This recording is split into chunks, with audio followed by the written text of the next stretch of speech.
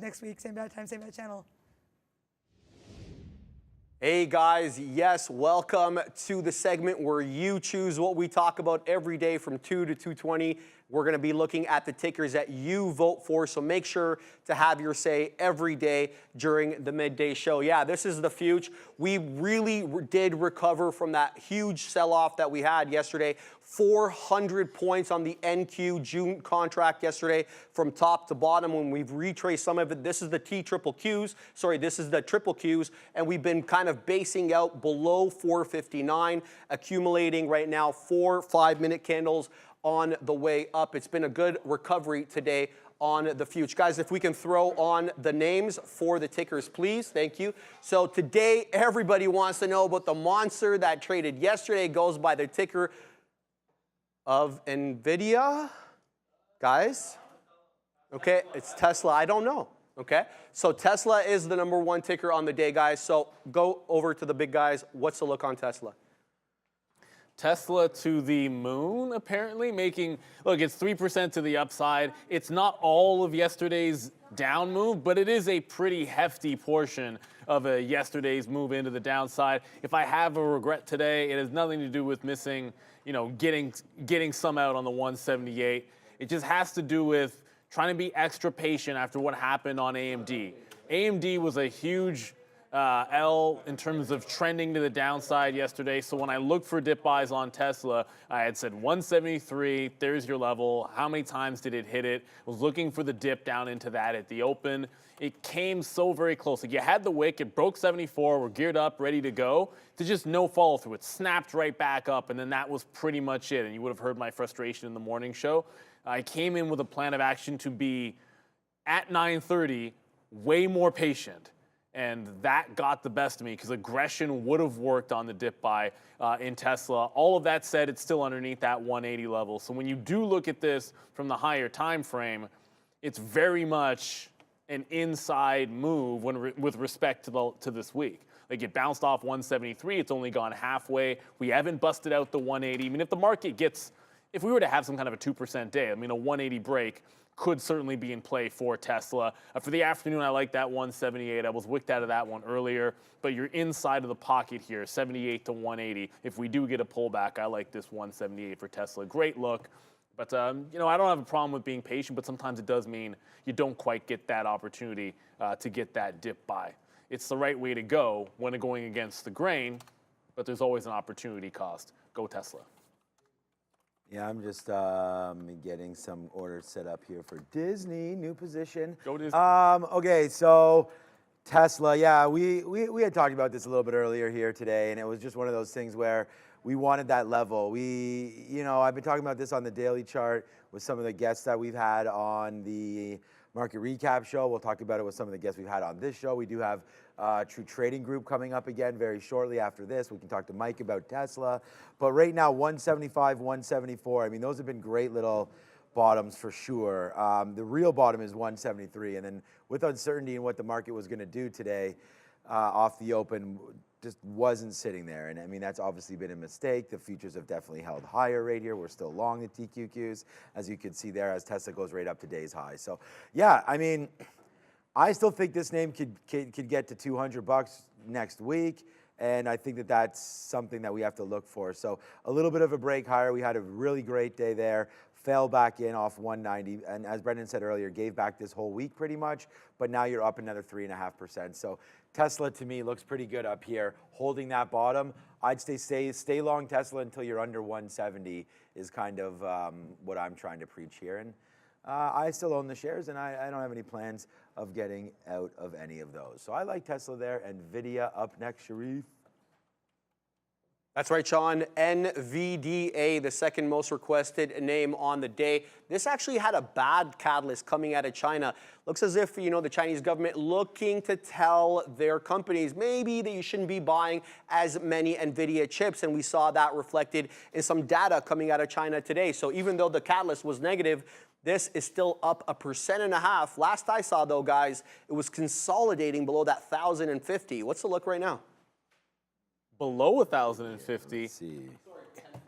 No, it was 1,050. No, you're right. You said it right. It's just that's not what's happening anymore on Nvidia. No, it broke out, and the timing of it was, I'm going to say, rather comical. It's not funny. It's not funny to me because every single time it got up here, I had a stop order set for the 1050 break. I had it set at 11 o'clock. It didn't break. I had it set at 1 o'clock. It didn't break. I had it set here at 1:45. I said if we get within the 10-minute mark, I gotta get up and go to the bathroom and get ready for the afternoon show. This move right here, I did get fill, but I got fill at 1,050 and it didn't break the level. So that was a simple, it didn't break the level. The high was still 1,050. I guess there was some kind of a weird dark pool wick that might have gone a half cent or something. So I just punched right out because it didn't break the level. I had the order in for another minute. When it came back down into 48, I went to the bathroom, I came back, and it was at, 53 or something like that. So Nvidia to the upside. I knew today was a day where I was going to prefer it down around that support level where Sean had the long in the afternoon. I liked 1,020. We never got it. The buyers said inside day until this recent breakout. Don't forget that the high of yesterday is going to be a fresh all-time high, obviously. So, that will have some significance, that 1065 level. But once again, Nvidia showing its strength. And if it holds 1050, I don't see what's going to get in the way of the market. I mean, I know we're at afternoon resistance on the NASDAQ in here yesterday, afternoon resistance. But if we're flying through highs on Nvidia, along with a few other names, which we're not even listed on here, I think the long is going to be good. Shouldn't affect GitLab and Lucy, though, so I don't mind those shorts. Lucy, yeah, definitely want to be affecting Lucy. Okay, so here's NVIDIA. I mean, it's taking out the day's high. We had sort of talked about wanting to play breakouts. I think now is the time that you do it. We're into the afternoon. We're clearly wanting to hold this 150 area, and of course 1,050, and it's just looking pretty good to me. Now you have the 50-period moving average. This looks like a great long down here. So I will probably play a dip buy opportunity into 1052. So, let's get ready to go. 1050, 1052, I like that level, and I think it's worth taking. So probably a trade for me coming this afternoon. Dip buys into VWAP, something like that. I mean, the market's giving us no reason not to love this name. Great earnings report, gave everything to everybody, gave the split for options reasons, gave the dividend a little bit there as well. It's not a big piece. And then they beat everywhere and guided higher. It's just working. It beat the market up yesterday. It's beating it today. Nvidia continues to win because you have to be in the name. Yeah, you know what they didn't give So us? that's what it is. They didn't give us everything. No, they did not. There was no literal cherry on top, which I think was a little disappointing to me, if you like cherries. Yeah.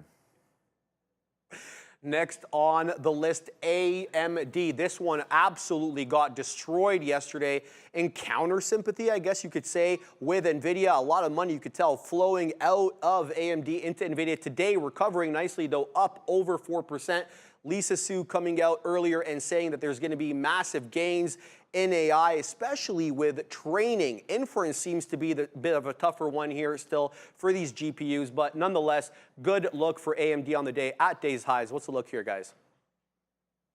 All right, I'm just adjusting this. Yeah, we had, just want to make sure I'm putting some orders in here so we can get to NVIDIA.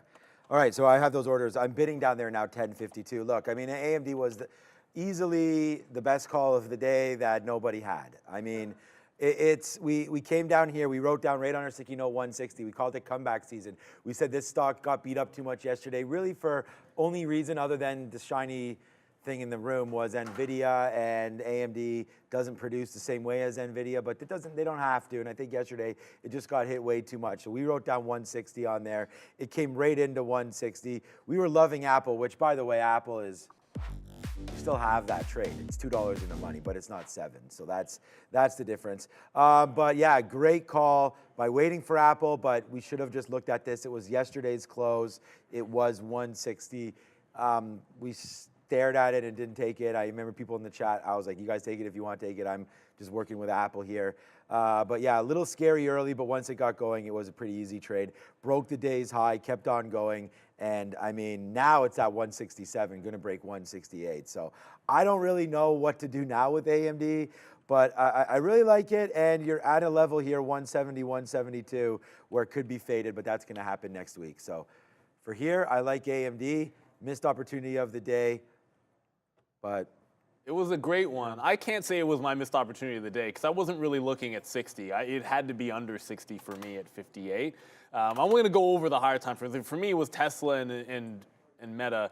We will talk about that a little bit later. But on the daily chart, if you talk about next week testing those levels, this is now unlike ARM. Like, you're basically above this 50. This is a liquidity grab. I mean, a huge one yesterday, obviously. It's probably more than a liquidity grab. It was a dump underneath the 50 period that got taken out all the way to 158. But now you're going to continue the short-term trend up after bouncing in front of the 200 on the daily. You're going to hold 165. You're almost certainly going to close above the 50-period moving average, which after a down day like that, I would say is a great reversal. That sets it up for longs next week with room to 180. It's like 185 is the next big level on the daily chart, which is when it was hugging the 50-period before. So close over, first things first, a close over 165 is huge. It's a good level, but you probably have a better chance of getting a dip into 1050 on Nvidia this afternoon than getting a dip into 165 on AMD. That would be pretty extreme, relatively speaking. So I think it's more likely a reasonable dip buy comes into Nvidia than AMD, but a great look for that stock. Next on the rundown, guys, GameStop. No specific catalyst with this one today, but trying to recover off the lows. It had a bit of a low there. You could see that there was some support at that $17.80 area, well off the lows. Trying to go green as we speak here, breaking through the highs, guys. Any specific look that you guys had on GameStop today? we just said it's starting You to go literally down. can't make this up. GameStop was doing absolutely nothing up until we started the afternoon show here. And like, this is 203. The stock was, that's not good. It's a downward trend into a flat bottom. Now all of a sudden it's breaking out past VWAP. So everything I was going to say about GameStop, I guess I can't say anymore. And you got to analyze the bounce that's happening. So it just held 18 on a dip. Usually when it holds VWAP, that's pretty good. The opening range top would be a break of, I'll call it 1870, although this is 1865. So an 1870 break looks pretty spicy. It's already gone red to green. We've said that we believe this is in that phase of calming itself down and consolidating off a bottom before you might get a second rally. That's how a lot of these meme stock moves work. Like, there's a big pop up, it falls back down, which is normal, and then it consolidates ideally higher than when it started. So check, this was $11 when it really started, and then it got big at $18.19. So I think it has a decent chance. Whether or not it gets to 70 again, I would guess no, but if it sustains any kind of move into the 20s, that would be perfectly good for some day trades. So first look would be maybe it dips into VWAP in here for the afternoon, it's like 1815 to 1820. Look for consolidations. An 1870 break is in play as well. Yeah, a little surprising. I actually thought we were going to be talking about a flat bottom break down before we came in at 2 o'clock, and the buyers have come in to GME again. So it's good that we had it up here because I thought it would be a disappointment talking about this to you guys. Yeah, so we had looked at GameStop for a minute here, and the thing about it was I am not super excited about GME under 20. So I feel like we got to get back above that level, which might not be today. If it does, great. Volume's starting to pick up, so now I've got my interest back in this name. We've looked at 18. You could zoom this back out. 20 is more of just a level. This top right there is 1844 back beginning of the year. So that's trying to hold right now, which could be part of, wow, it even goes all the way back to this as well, May of 2023. So some key levels coming into play here, 1850. I like the stock here, honestly. In what could be not a boring afternoon, but you could see where the trend is this afternoon. Just could trend higher. This could give us some kind of juice if we get this dip back into 18 again. So definitely basing out here 1780. I think it's worth the long. I think if it comes back in, you should probably think about taking it. GME back near around 1780 got excited again. So I like it. We are in Disney. We do have a decent sized position right now. So let's just have a quick look at what's happening here, as I don't want to ignore current trades. But right now we've averaged into Disney on VWAP, waiting to see about a break through 50s. So we were here. It went up to the 50 period. It failed. Back down to VWAP. Another move back up here. And we just took some out. Worth taking something out if we get back up to the upside. Let's see if Disney can cook, as my son always says. Last but not least, super microcomputer, very Nvidia connected. Great day for it today. It's currently at highs. No really specific headline other than in sympathy with Nvidia. But you'll recall when they reported last time, it was a heavy sell-off coming almost into that $600 area. Guys, did you have a look at SMCI today? I'll go, in 2 seconds, I'm going to get to SMCI, but I cannot ignore this because I just saw Larry in the chat talk about Solana and being long 165. And I can't tell you how many times since we've got this quote here at Real Trading that you've seen something similar to this, where a crypto name, it could be Bitcoin, it could be ETH, I've seen it on Doge, where it just makes the bottom. So there's your 165 support. It did it. Here, let's go back. It did it multiple times this morning. Then the last time right in here, there is your wick bottom, not a wick shimmy, a wick bottom. Breaks 165, right back up, even holds it another time, and then off to the races. I mean, if you like support and resistance, I mean, wow. Like, I haven't looked at Solana today, let's be real. But that's a great look. 170? It's a great look. I mean, it's if you hold it to that low, it's like 50 cents. It's like 10 to 1 or something like that. So SMCI, much like a lot of the other, I mean, I guess every chip name that wasn't Nvidia, right? Every chip name that wasn't Nvidia got smoked yesterday. And every chip name, I think, is strong today. And that was the exact same thing that happened here on SMCI. Look, I like dip buys in other stocks, but if you were simply looking at, well, we found support yesterday, buy the dip into that because it's a reversal day on the chips, you got exactly what you wanted. I would caution, right at about, it was 1 o'clock or just before 1 o'clock, this dumped. Well, the bigger dump was off 895, but it just went to 900 and then 895 and then dumped. It's got a bit of a double top at 900. So if we don't get a push through this top, you know, it's that you're at a significant level and you're at the 50 period, which has been rejecting above on SMCI. So it needs to punch through this. Still a little bit of a backward trend off this 50 period. So I'd be reluctant to be super bullish on this in the afternoon. But yeah, that Solana looks fantastic. I mean, it's going to be so interesting when we start getting ETFs for all of these other things. Well, Yeah, it's gonna be nuts. yeah, I mean, I'm not saying Solana's not coming. The next one's going to be ETH. But we can only go one direction here at Real Trading. We can only go long. So if that same setup was the other way, it's not like you could even go short. Because on these actual spots, we only go long. But great look on that Solana. SMCI, I'd caution, it's at a resistance spot. All right, so just looking again at Disney, we've been taking some out as it's come back up. You know, we did get more shares here on that. So we just took a 70 fill, starting to move now in our favor. That is Disney going right now. So that's going to be a good trade Mouse for and us mouse, there. baby. Let's see if they'll get that mouse out of that damn house. If you get the high of the day, I am watching movie night will be a Disney. What is the high of something. the day? I don't know. I just made it up. Oh, well, we're going to probably get You put a target, and I'll make 102. sure we watch something on Disney tonight for movie night. Not that that means anything. Yeah. We actually looked at, I just renewed my Disney. I was like, oh my God, it was 160 something with tax. Yeah, Stay in the game, baby. Yeah, I don't have a choice. Vanderpump Rules or something is over Not for there. It's that. like, yeah, for that. Yeah. We don't literally watch nothing else. Oh, okay. She doesn't even watch that anymore, I don't think. She finally finished Bridgerton and she said it was awesome. So, My wife swears by that too. yeah, she's been watching couldn't. that forever and you try? ever and ever. Me, I never tried. I I can't get the time. Like my wife just watches it, so she knows what I would like and not like. I don't know if I would. I don't know if I would like that. I will try anything. Usually, it's like I'll eat anything once, and like, oh, I think you'll like the show. Like, I'll start watching it, and we'll do like usually 20 minutes on Friday or Saturday night, and then we'll watch one episode. It takes us 2 nights to do it. Yeah, I tried like 20 minutes of that. I'm like, this can be a show. This can be a show for you. And it was the same thing with The Crown. I'm like, I can't watch this. Oh, The Crown? I don't know. I can't watch that stuff, man. Checking out The Crown. Oh, we're done. Oh, we're done the new segment. So I'm going to get to Lucy in a quick second here because I have to show you something. And I got to give a big shout out. It's always fun when I get to do the aftermarket show in lieu of Sean, especially when we have fantastic guests. And it was Chris Brecher who pointed something out that I actually used today. You can't make this up. So yes, his trade was a short on TSM, but that's not really.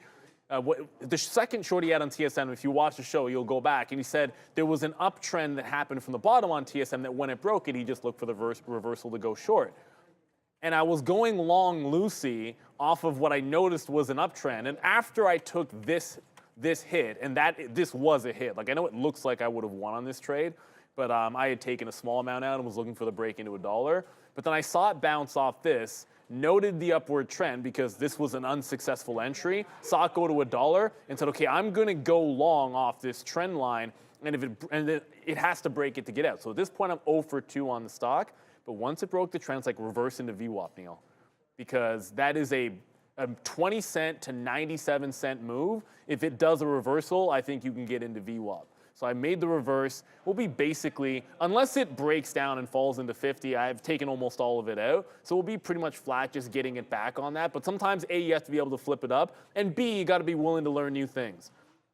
Like it takes for a trend reversal like this, you want a stock that moved a lot so that it's really significant if it pulls back in there. And that was something literally last night that Chris Bretcher pointed out to us on TSM. So anybody could have, there's a few trades that you could have done this on. I'm pretty sure PDD even set up similar to this when it broke a strong trend line up in here and then fell for the rest of the day.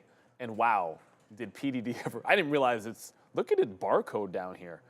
I hadn't pulled up this chart in a while. Like that is just chilling out, doing nothing off the same breakout price. But it was a very steep trend from the bottom, which once it broke it down, you get any consolidation underneath it, and then it's just a great rejection. This is well past VWAP as well. So something we can always learn from. All right.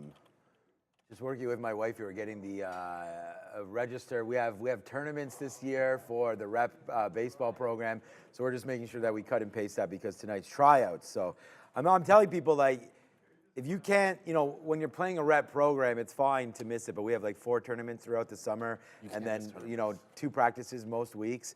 If you're gonna miss them, then it's fine to do that, but maybe the rep program is not for you because like I'm not putting up this time to come in and do this all the time with these kids just to have some of them show up and some of them not. Sometimes that happens. Yeah, this is like the donkey squad. This is exactly. Like if you're busy, I'm cool with that. That's fine, but just let me know. For the record, I told the aftermarket show crowd about the donkey squad. Oh, okay. You know what I wanted to say, and that's the thing about the after show, right? You mentioned about all the guests that we have on there continuously and how you learn something.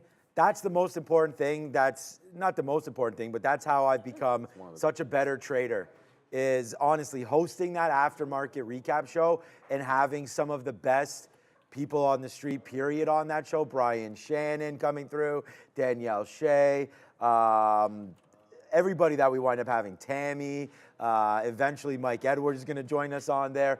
All these great minds that have Michael Noss there, many different CMTs. You mentioned Chris Bretcher coming through. And it's just, you listen to different ideas of different traders, and then you can sort of mix them all together and figure out what works for you. And I think that's where being the community, and honestly, that's why I say traders stay late, and that's no better proof right there than what Neil just said. Is even Neil yesterday, just hosting one time there with Chris, instantly picked something up from him. Imagine if you're watching, A, it's the best show.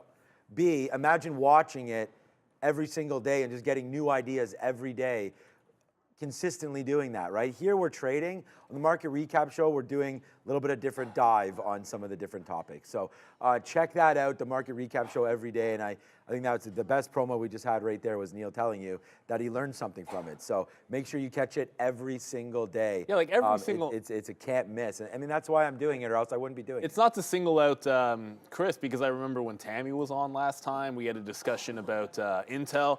And what was interesting is I was talking about that 25 level on Intel, and she threw up her fibs and was like, actually, no, it looks like a pretty good bounce off of the 30 level, which, I mean, you can't make this stuff up. Anyone that was watching it, have you looked at Intel the last couple of days? Yeah. So remember when I was like, well, why is Intel so strong today? Well, guess what? It bounced off $30. It never got more than, I think, $29.70 is the local bottom. So while I was fixated on this down here, the trend line bottom, which was $25 on Intel, she liked this, and it was basically just slapping retracements from some of the highs.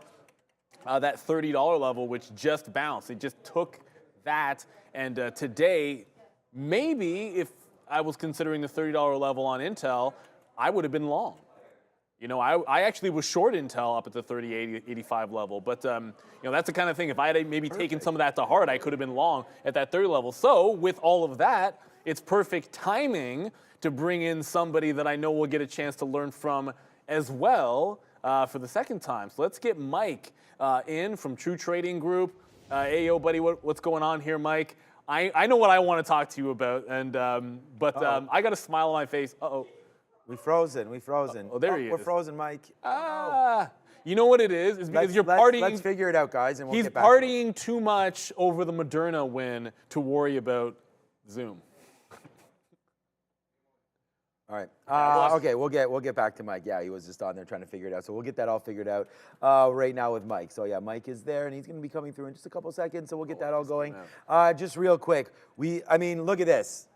I mean, I don't know if anybody's watched. Like, we just got the high of the day on the NASDAQ. So there it is, man. I mean, we were short, make money, get out, and reverse long into the high of the day. Not rocket science why we're sitting here. Those are yesterday's levels right there. And again, remember, everyone's got to trade their own style. This is what we're trying to do right now, is look at intraday strategies, right? And so, like, if you think the long is in, you obviously wouldn't be getting out right here, but these are levels that already here on the TQs, most won't trade like this, but I have 35 fills already.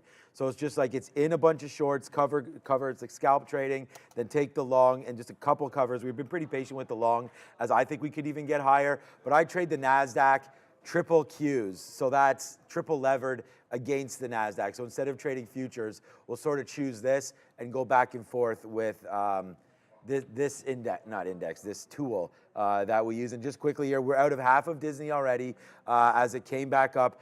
I just want to make everything perfectly clear on this. Remember, it came back up here to the 50-period moving average. Then it came back down. So where do you think we're going to be getting out of this when it comes back in, right? So that's, like, again, out right there. So as it falls back, debating a reload. I don't like the triple touch there, but I mean, my out's going to be 50s anyways. I feel like it might be worth it getting along at 60, taking a shot back up to the upside here. Disney's long with the market today.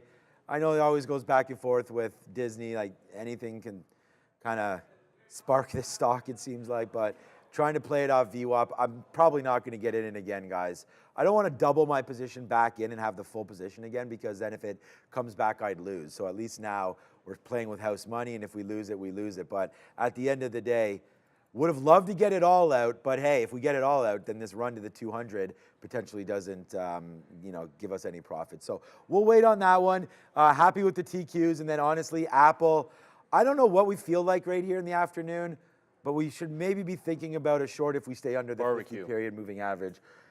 Yeah, so it's too bad I should have had you do the recap show today, but I go right from here immediately back to High Park again and do the rep tryouts from 6 to 8. So normally I could. Yeah, it's okay. But actually, we got a call from my daughter. Fell down the stairs at school. I actually found out 10 minutes before I came back on. She's doing okay, but yeah, she's like, good. No, but it's enough that Friday's always movie night, and I wouldn't want to miss it when she's not. She busted her lip a little bit. She'll be fine. Kids are like super resilient, but like she wants daddy.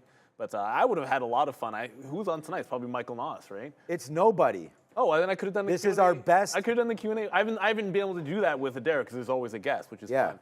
Now remember, every single market recap show is the best market recap show of all time, and we prove that. But they're different. But they're different. But they're which is what makes it fun. Yeah, which is what makes it fun, and that's what I'm saying about how. And I want to thank everybody in the chat, everybody that's watching it is like, hell yeah, they love the market recap show. But again, it's more today would be our favorite day when it's Q&A with Adara and I. Yes. So this is where we give it back. It's an AMA. So ask us. It's anything. ask me anything. So yeah, AUA. That's what's AUA. No one says AUA. No, they don't. So it's an AMA with Adara and I, and you guys can get those questions through, and we'll. There was already a question I wanted to answer that I wanted to get to before. I think we're gonna hopefully get Mike back soon. But Pro Day Trader just asked this, so I wanted to make sure we got to it without too much delay. But when does the podcast start? Was the question, which is a good question. Yeah, that's a so fantastic question. we can come to my screen here. If you're asking about the new Freedom and Wealth podcast, I just did a refresh. Somebody has a chance to become, I just You noticed have this right now. 10,000 subscribers yet? The 420th subscriber could happen this afternoon. You could be the lucky 420th subscriber, which is much more fun than being the first or the 5th or the 10th or the 100th. You want to be the 420. But they just filmed it this week is what I want to tell you guys. And it should be a good one. So look out for but make sure you hit the subscribe so you get the notification right here. It is just at YouTube, Freedom Wealth Podcast. And with that, I think we are now ready to get to Mike, who is probably still partying it up over Moderna, hopefully. What's up, guys? How you doing? We're doing good. We're doing good. It's a good day trading. I'm smiling because I know you have to be happy with mRNA up another 3% today, which has been very, very happy with Moderna. I'm actually out of the position now. So we actually exited the position on Wednesday when we had that big extension, that big breakout to over 160. That was when we went ahead and exited that position. It's far exceeded my expectations. I think we got a little bit of a bump there today too, because there was about some increased COVID cases. All the COVID stocks popped that day. It was X, it was Moderna, it was Pfizer, it was BNTX. They all had big days on that day. So I got a little bit of an extra bump there with that news, and they should be having an FDA decision on their RSV vaccine coming up the end of this month. But this is just an example where I ran out of shares. And one thing that I like to kind of tell traders and especially traders that are learning is you have to always have a game plan. You have to always have when you get into a position, I always tell people you can't get a position unless you know these things. Where's your first and third take profit?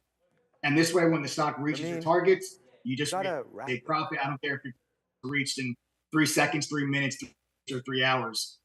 That you got to get off at some point. And we took our final. So I'm completely out of position now.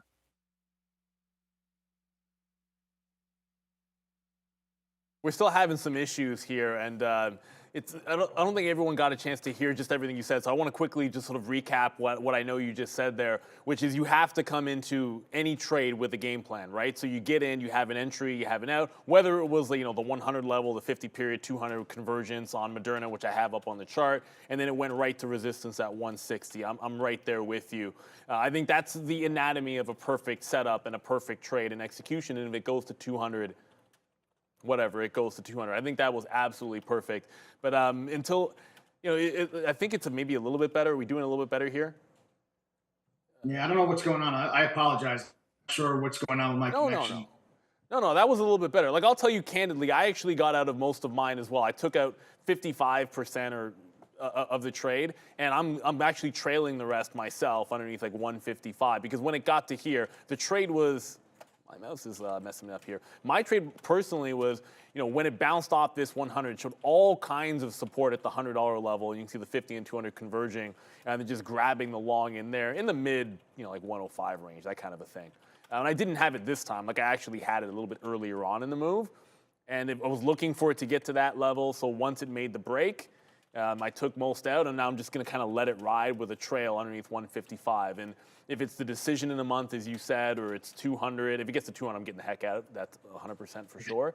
I'll probably put an order in there at some point. But look, like everyone, this week is NVIDIA week. And yesterday was one of the more unique days that I can remember, where I think literally everything that I could find was down, with the exception of SMH, which was only up because NVIDIA was up. And then everything else was just a sell-off. So when everyone thought it was the Super Bowl of earnings, it was just a rollover all across the space. And whether you looked at, you could look at TAN was going to the downside, the metals were to the downside. I mean, the weed names were down, like everything was a sell-off. So it was a very unique day. What was your experience with yesterday? Did you have any trades on? Did you learn anything? What were you doing? Yeah, so yesterday was a very interesting day. Yesterday was an interesting day. It was a day where you would not have expected, by looking at NVIDIA, you would not have expected the price action you saw everywhere, especially. I personally was surprised to see how weak AMD was off of the NVIDIA earnings. But yesterday's sell-off, I think, was once you broke beneath the previous all-time high and you weren't able to hold on the overall markets, S&P, once you weren't able to hold that level and that level gave way, then you started to get that pullback, start to get a profit take type of day. And we were able to catch some of that short late in the day. It wasn't something that we were on early. I think it was really hard to come into the open yesterday thinking to go ahead and get short some stuff. So I think it was more like the afternoon trade, and that weakness in the afternoon was the easier play. But the thing that stands out the most to me is that the pullback that we saw yesterday held the previous breakout level. And as ugly as that candle looked on the daily chart yesterday, as ugly as it looked, we held the previous support level. So then you come into the markets today with this gap up, and I think there were some great longs today. Like we had some great trades on Apple today long against the 187, which was a beautiful pivot from the earnings high. That pivot at 187 was a beautiful spot there for Apple. There were some good trades there. AMD with a nice recovery. I wasn't on AMD today, but Apple was a great trade. And I still don't think you can look to lean on this market short until the lows of yesterday, which is that support level, breaks. Until that level breaks, I think you got to keep trying to buy pullbacks and strong names. Oh. I had a chart up of the 60-minute of the Qs just now. That line, I didn't draw that line off of yesterday's low. I actually drew that from like the 17th. Like this day, I had drawn support in for it, and it just so happened that that's where you bounce off of. So I think you're dead on there. And something you said, which is really important there, Mike, was you got some of the shorts late. It didn't matter. It doesn't matter where you get into the trend, because sometimes you just need extra confirmation. As long as you're joining it, as opposed to fighting it, that can be the name of the game. It's the same thing with the up move today. Yep. And so, like, go ahead. I was just going to add to that. But I always try to tell traders, I try to teach members of True Trading Group, our job, everyone's job that's on this YouTube channel, and everyone that's sitting behind you guys with Real Trading, everyone that's part of True Trading Group, our job is not to catch the entire move. Our job is to have a strategy that we back tested that works for us. And our job is to identify setups and opportunities that allow us to take advantage of it and implement our strategy successfully. Don't try to buy the bottom and sell the top. You're never going to get it.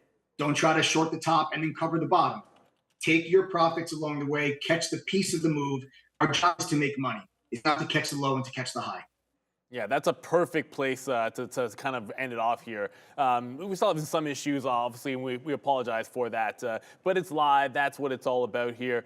Mike, I can't thank you enough for bringing some good insights. I know a lot of people looked at that Moderna, and it's just an impressive move. It's a great-looking trade. And then, again, talking about catching some of those dips, I think is just doubly important. So, look, you can always find them at True Trading Group, and Mike specifically on the X machine as well, handled down below. All right, we look forward to having you on in the future. I know it's going to be a regular thing, and because you promised, and we were talking about this, you need to make an appearance on the Aftermarket show at some point with Mr. Katina. Sure. I think that'd be a blast.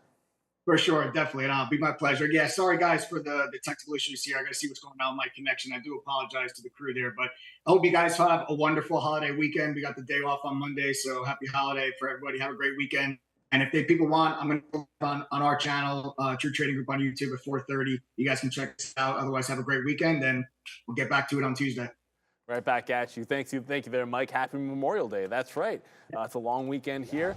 I feel like, you know what? Thanks, Mike. Yeah. I mean, I feel like we didn't even mention the fact that it was a long weekend this morning. Because it's not for us. Like, it's for us, but not here in Canada. Right. So, like, we don't get, like, when you're going out, you don't get to see, like, all that, oh, my God, we're getting ready for a long weekend, and it was last weekend. It's supposed to rain all Monday, and we had the perfect plan. We're going to pull my daughter, I think I said this, we're going to pull my daughter from school for a day and then go to Canada's Wonderland, which is the local theme park. Oh, you never mentioned because that. nobody will be there because it's not a Canadian holiday. We used to do that. That's... So it's like, dude, we'll be just like Erin's going to lose her mind when we don't have to sit in line. But yeah, but, you know, that's genius, but just do it on Tuesday. Well, but then I got to miss a day of work. That's the whole. No, I know. It's just our plan was that I could not miss a day of work. It would have been perfect.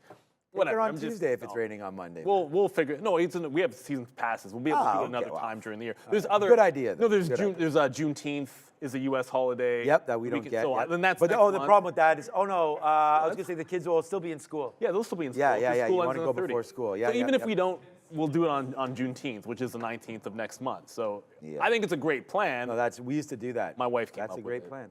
So, yeah. Anyways, It's funny because I could show you pictures when we used to go at this time. But I don't know why we didn't think about that this time around.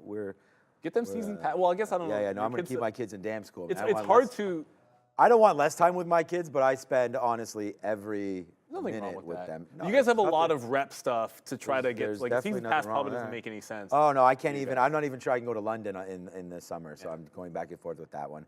Okay, so you guys can do the trip. probably not. I have too many commitments. Oh, that sucks. I mean, I love London. Is Joe Torre taking time off during the Yes. summer? It is what it is. He is now. Do you know what he does? What does he do? He now? works for MLB. Like he's actually. Yeah, but I forget what. I forget the actual job, but the guy has some cushy job at MLB. Yeah. Like a rules thing or whatnot. Yeah. Good Well, we landing all spot. got cushy jobs at some point. He's a legend. I mean, it's I will check that in a second, Mr. Westermeyer. I just wanted to make sure. So I didn't mention this one, but we're still in Rivian with a trail on it. The $10 level on Rivian held pretty nicely. I was up. I gotta get a new mouse. This is like not. It's like screwing up. Yeah, I gotta replace that. I'm gonna grab one from the bridge. But it bounced off VWAP when I wasn't really at my desk, and it really accelerated. Like if you missed this bounce off of 10.15, like once it started going, it just really accelerated up. So I'm now trailing it underneath 10.28. We'll see how far it can go into the upside. We're still in GitLab, but as I said, like GitLab, remember in the afternoon, GitLab had that security breach news, and I said I wanted to look for the short if it broke down. Well, it did break down early. It calmed down off VWAP. It was way too thinly traded. The volume is really low. It was really tricky to even get into a full position on the stock because the volume is so putrid. It's not even going to do 1 million shares. I'm just holding on to it with a trailing stop. But I think GitLab's under some pressure, and if it loses the 50 and 200, it's lost the 50 period on the daily. The 200 could happen maybe today. Maybe we'll open up underneath it. I could see this getting back to 51, 52. So next week I'll favor shorts in this as well. But GitLab down 2% into a strong everything else is rebounding market. All right, so I forgot to tell you guys we're long Nvidia. I mean, we got in about 5-6 minutes ago. We have the very bottom, and it went $2 plus in the money up to 10.054 and broke it, but then fell back in. And so I was like, oh God, maybe this 50 period, which we were waiting at. Like, again, you know how much we missed that by? Like, it's so stupid, but we missed it by, we were probably at quarters at that point. So now we're here now. I just put it at 154 flat. So let's see if it will run up there and hit us for, hey guys, a $2 winner. We did this yesterday. We got some out, and then we were playing with house money. That's something similar to what I'm trying to do here. If we could just get $2 on this, I mean, we're long at 152.05, so this will be $2 clean, and then we'll hold. So I'll try to do that same thing again. Third. See, now I'm starting to be like, okay, we got it. Money. Again, like we could sit here and show you guys. It's like what Mike said. These are just ideas that we have right now. We don't have, I have one red name today. Remember yesterday? Today, Apple, Greensville, Disney, welcome to Greensville. Nvidia, welcome, my friend. You're back. The triple Qs, you're here right now. Google, not. So this is the one red name that we have today, shorting Google. And we were in that trade and we talked about not how bad that was, but that we were like, okay. So we were able to get out of there and thankfully do it. So remember yesterday we talked about, that it was not the greatest day. And we were still okay. I think we were 2 and 4, maybe 2 and 5, something like that. But you get right back on and you come right back in. So this is what it is. This is why you trade. This is why we're here. So let's see if you just get right back on that horse, right? It's unlike any other job. It gives you the opportunity to do that. Some people go to work every day, either hate their job or like, how do I get out of this? I mean, that's why I'm doing the market recap show, right? It's like can't get enough, can't share enough information, and really like doing it and coming back every single day and just jumping back on that horse. I mean, we could still lose on this Nvidia. Just giving you guys opportunities, get in and out. That 50 period is something there. I'm going to get out if we break. I mean, I was going to use this 1048, and that's still where I'm at now. a little bit lower than that 1048. That's the 200 period moving average. I'll try to get some more in and around 1050. If this trade winds up losing, it winds up losing, but that's what we're doing right now. We just took some 1054s. It's a $2 winner, so that's a good one. We're still $2 in the money on Apple, and we already took out the high of the day near in the TQQs, so we're holding 10% of this trade as well. So far so good here into the close, but we want to try to put our patient hat on. But as Mike said, and we just talked a little bit about it, a lot of the big traders might not, like, there could be absolutely nothing happening here into the close. Long weekend, late Fridays. Yeah. Typically, I want to get to just some, I mean, someone just asked about CRM, what's going on with them, and it's moving. It's actually having not a very good day, but I just wanted to quickly update. I am out of Lucy. I was holding the last little bit, and it was only like 5% for a break of VWAP, but just to give you an idea, like I'll end up going 1 for 3 on this stock and be flat on the day on Lucy. And it was really, like, as I said, I only reversed into the short. I would have gotten out when it broke this low, no matter what. I would have given up the long. It's not like I would have gone back into the long, but the only reason I was in that short was because of the trend reversal pattern, which happened in a few places. But there was a question, what's going on with CRM? I don't see anything specific. And literally when I look at my news service, like there's a thing at 1 o'clock that literally asks the question, what is going on with CRM?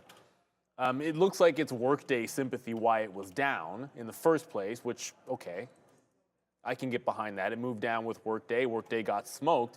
But then the retracement, with the market rebounding, this is just not, it was participating in the rebound, and I guess maybe just hit a technical level. And as the futures have been leveling off, this is just continuing to fall. So not a good look for CRM. Easily a rejection of the 50 period the last week or so, but you're now into some big support levels. Like I hadn't looked at this daily chart in a while. If CRM doesn't hold on at 265, this could really, make a significant move to the downside. I mean, 250's out there. That was a monster level, both at the beginning of the year and the end of the year last year. So if it loses 265, wow, that's going to be an interesting dip buy. Let me do some work on decide whether that's something I'm interested in buying, but that is not a good looking trend for CRM. And I think it's just workday sympathy. Like workday got smoked on earnings last night. What you guys saw on the aftermarket show, there weren't huge earnings, but DEC, workday, you had Intuit was also there, but these were the guys that got smoked the worst was workday. So I think it's just simply to them. They're down 15%, so really it's not as if CRM's having that bad of a day. Yuck. There was no bounce or love at all for these guys. All right, I like CRM on any kind of a down move. I mean, I still own it. You own it, right? Yeah, of course. As far as that is concerned, yeah, I like it. I like it a lot. I just think with more data coming and everything's about data and customer relationships and all that kind of stuff. I mean, that's literally what CRM is standing for. I like the business and have always been a fan of it. So yeah, for me, it's not Crimson Tide. Oh no. Yeah, no, that wouldn't be the truth. But yeah, so Salesforce. So again, a big name. You can look at HubSpot, maybe something else. But then I do understand that with AI, sort of look, they have Einstein all built in, but with AI kind of coming, I can see why a stock like Adobe and stuff like that are getting washed up a little bit in all this because people think it's easier. Look, AI is great, but you still have to have the tools to know how to use it and to bring it into your business. So I think that there's definitely something about that. What is I'm trying to figure out what the news. Yeah, no, she didn't get caught. No, it's not. What happened? No, you're saying that story yesterday about how Gio was using ChatGPT. But the thing is, so I've already got that clarified already. So okay. She was writing down. It was like what. She was writing down examples of what, like translucent. She wasn't using the word translucent and opaque and transparent. So she was saying glass is something that's transparent. And opaque is this and that and blah, blah, blah. And apparently, one of the questions asked to describe the differences, and she just gave whatever it said in the ChatGPT thing there.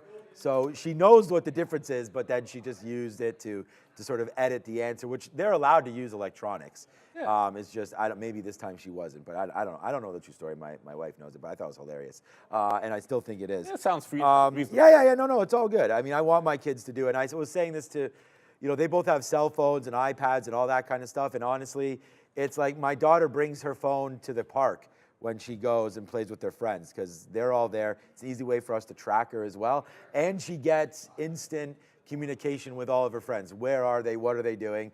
It's like, it's just advanced how we used to do it, but yeah, it's pretty cool. Just don't be the guy. We had a guy in our men's league who had his phone. He was pitching for us. Oh, man. And he had his phone in his pocket. And then, so anyways, it falls out this one time, like he's making a pitch. We're like, dude, you can't do that anymore. Let's just keep it on the bench. And then we found out the reason why. I don't want to get, whatever. I'm not going to say his name or anything. But we found out the reason why he always kept it on him. It's because he wasn't his main, he had two phones. And so it was his other phone that he always had on him that we found out later. He would never have it off of his person. So I will leave it at that. But it was ridiculous. Like the guy be running the bases. It's like, and he slides feet first. Like, why would you have your phone on? You just put it in. Like, I don't have my phone with me when I'm playing baseball. I just don't want to spend more money when I break It's in my bag. it. I'm not going to have my phone break. But it was because it was the other phone that you can't have out of your reach. And again, I won't say his name. I don't think it matters. Pitcher. I mean, that's probably how long he played semi-pro in. I don't say his full name. In the Dominican. Yeah. And really, really cool, interesting guy. But interesting is the right word to use. Oklo is making these moves. I was just about to check. Look, it was Sharif that was all over this one. I've been watching Lucy all day. The volume on Lucy has been ridiculous. 780 million shares. Oklo is doing 10 million shares, up 30%. What's the story? I'm trying to find this story here. Something about powering, yada, yada, yada, supply 100 megawatts of nuclear power to Wyoming, hyperscaler data center. So, I mean, that's great news. It sounds good.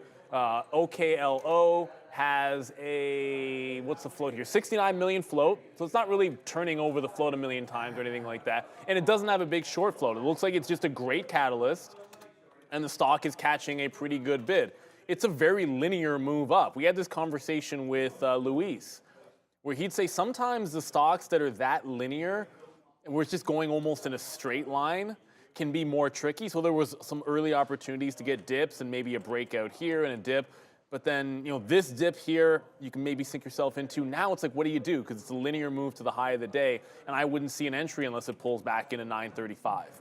So I would say not that interested in it. As I said, I was in Lucy. I'm not sure I see anything else. Of course, I trail out the last of it when it bounces off VWAP, and I can get rid of that trend line. It's no longer valid. It doesn't really matter anymore. But I get out of it. It could bounce off VWAP again. I think 60 could be a good level for Lucy. It's going to do 1 billion shares today, which could be nice. Matt Carnes, any interest in Pfizer? He's asking me. Oddly enough, look out for when we do our week ahead email, there's going to be a change. There's actually going to be a pick from either Sean or actually both of us gave a pick of a stock that we're looking at a trade for next week. I can tell you that Pfizer was my backup. But the reason I didn't go with it was because Pfizer, the trade would have been something that doesn't seem as likely to happen. And I'm interested in Pfizer breaking out over 30. Which I might have already said this, but the triple bottom at 26, which has been a monster level for Pfizer. Wait a minute, those are our picks we're giving? I thought they're just ideas. Well, they're ideas. Well, but my backup idea was Pfizer, and I was just asked about Pfizer. It's like, yeah, my backup idea was a breakout over 30 on Pfizer next week, because that would be the 200-period moving average. It's made a triple bottom, higher lows. It's been an absolute dumpster fire is not the right word, because I think you reserve that for things like Mullen and the weed stocks and the Rivians of the world. But it's been bad. Really bad. Fire. In comparison to Moderna, which because people will actually put more money into Pfizer because they don't expect that. That's the problem. And what's interesting is names have been, oh my God. I would say, actually, part of the reason why I made that shot play on Moderna was because I was considering buying. I'm in Pfizer at 26, just candidly, but I was considering I'll just get all in here. It's a triple bottom. And I was like, I looked at Moderna. I'm like, nah, man, that money in the shot play of Moderna could go ham. I'd rather risk 25% to see Moderna go ape than put more into Pfizer, which I already have at 26. I actually have it at 27 something, but off of that level. So I like it breaking through the 30 next week. I think they have some positive possible tailwinds coming through. They've got their own GLP drug, which has had some trouble for them. But if they get that going, I think you could have a ramp, and it's showing signs of a rounded bottom. So we'll see what happens there. Amazon hard tank, someone just said. Really? Really? Have you looked at Amazon at once today? I know. No. I know. But I had it. Yesterday it was like one of my #1 stocks, and I kind of just. It's kind of tanking. just like chilling with it. I didn't do anything. Yeah, it's tanking. This is. I mean, Tanking? the market's chilling at the top, and Amazon's at the low Well, of the day. okay. I'm in Okay, Nvidia. I'm in Disney long here, pretty strong. Like, so I don't. I'm Maybe kind of. 181. I'm a little distracted here because I'm trying to organize stuff for the tryout tonight and everything. I'm still here and still trading and still looking at everything, but I'm not like as intentive with the futures. So as Sean was talking, like I was basically going through trying to figure out if I had to make a plan here. I was just going from my 15-minute to my daily chart, Nvidia's back to my 3. VWAP's well out of play because it's bouncing off the lows, but it's relatively weak, which means I should want to short it. So maybe back into 181.5, like this consolidation level. There's one green candle since 2 o'clock almost on this stock, and it was this little tiny one in here. So I think if you get back up and retest 181.50, there could be a curl as well. So yeah, I mean, great call. Amazon is incredibly weak. You want to look for relative strength and weakness in something that's moving. Yeah, this is moving. That's for sure. Yeah, part of the team. Yeah, it's funny because this is actually showing me more patience because, like, I have shares in Nvidia that we should be glued right now, but we do have an idea of what we're trying to do. We also do have one of the biggest positions of the day period notionally here with Disney, because it is a $101 stock, and it's not. We only have a few hundred shares of it. It's not like it's a monster position, but you know what? I guess as Nvidia is $1,000, so I'll take back that whole notional thing again. But we weren't overly aggressive. And the TQs is just a $65 stock, and here we go. Now the market's coming back in a little bit. Okay, with this move happening, I don't know. We just broke 18.8. I'm starting to feel some kind of ways now. We may have to look at exiting this Nvidia trade. I mean, it's still $1. It's still right here. $1. It's still $2. What am I talking about? But it's still here. It's still kind of worth taking out maybe as we bounce around the 50 period. But you know what? This little move down hasn't really affected Nvidia. Are we either just lucky or do we have a great position here that maybe we shouldn't give up? Because if the market reverses in or back upside, then we probably have a decent little play here with Nvidia. I feel like it's worth holding on. Let's not get shaken out too much. We want to have a little bit of diamond hands, at least on this play, and try to get it back to the upside. If you are in capital preservation mode or anything like that, or you're having a good day and you're like, okay, we're having a good day too, but you want to kind of keep your money in your pocket, especially heading into a long weekend where there could be some funny things happening in the market here in the last hour as we head to power hour, then nothing wrong with saying to yourself, I'm getting out of Nvidia right now, or I'm getting out of it if it breaks right here at 1052, the same price we're in. I don't think that there's anything wrong with doing that. We've already taken out a third. Whatever your default is, that's already in your pocket. You could put it out right now for all of it for $2. Not a bad idea because the market could. This is why I'm bringing this up to everyone's attention. And we've already said that we're light in our TQQ position because we put an order at the high of the day, which magically filled as well. But right there, that's the bounce spot. And look, it's just bouncing now, of course, but this is the spot to look out for Nvidia and for the market. So Apple's still $2 in the money. We could probably think about just taking that out and just ride with Nvidia. I mean, let's just put it up there for Apple at 10. I was gonna say 1050 again. That's Nvidia's level. 190.50 maybe. Like that's been the high here for Apple. I mean, we're long at 188, guys. So we can put an offer up there if you did want that. Come on, let's go Nvidia. Nvidia's going now. Here we go. So now we're almost $3 in the money on this trade. So this is. Remember I said like, no matter what the market conditions are, you'll always be able to find something. And it looks like we might have done that right here again with Nvidia while we were talking with Mike. So nice move right back up. It is now, ladies and gentlemen, $3 in the money if you want to take that offer. So let's see where it goes from here at this point. Speaking of finding things, it was only because someone mentioned that Amazon was weak. I was like, okay, well, what else might be weak? And I looked at all of the big cap names that I hadn't watched today. One of them was Alphabet. And I just noticed Google here bouncing exactly off of VWAP in 175. Like, okay, if we're going to fail this little breakdown in the futures, it's already support. It's also VWAP. If I can get something right in front of 10, that's not a lot of risk, especially this afternoon. I think you want to keep it tight to the vest in an afternoon like this where you're getting that long weekend action. So let's go for that. I am also Okay, it might have been too late on GameStop. I could still get Google, but I'm probably not going to get. I chuckle, but I'm not going to get GameStop off VWAP. I just got the bid in, but GameStop does bounce off VWAP. So this was an ugly day for GME up until we just randomly did our new segment in there, and this was one of the names that you guys wanted to talk about. It caught a bid, I think entirely coincidental.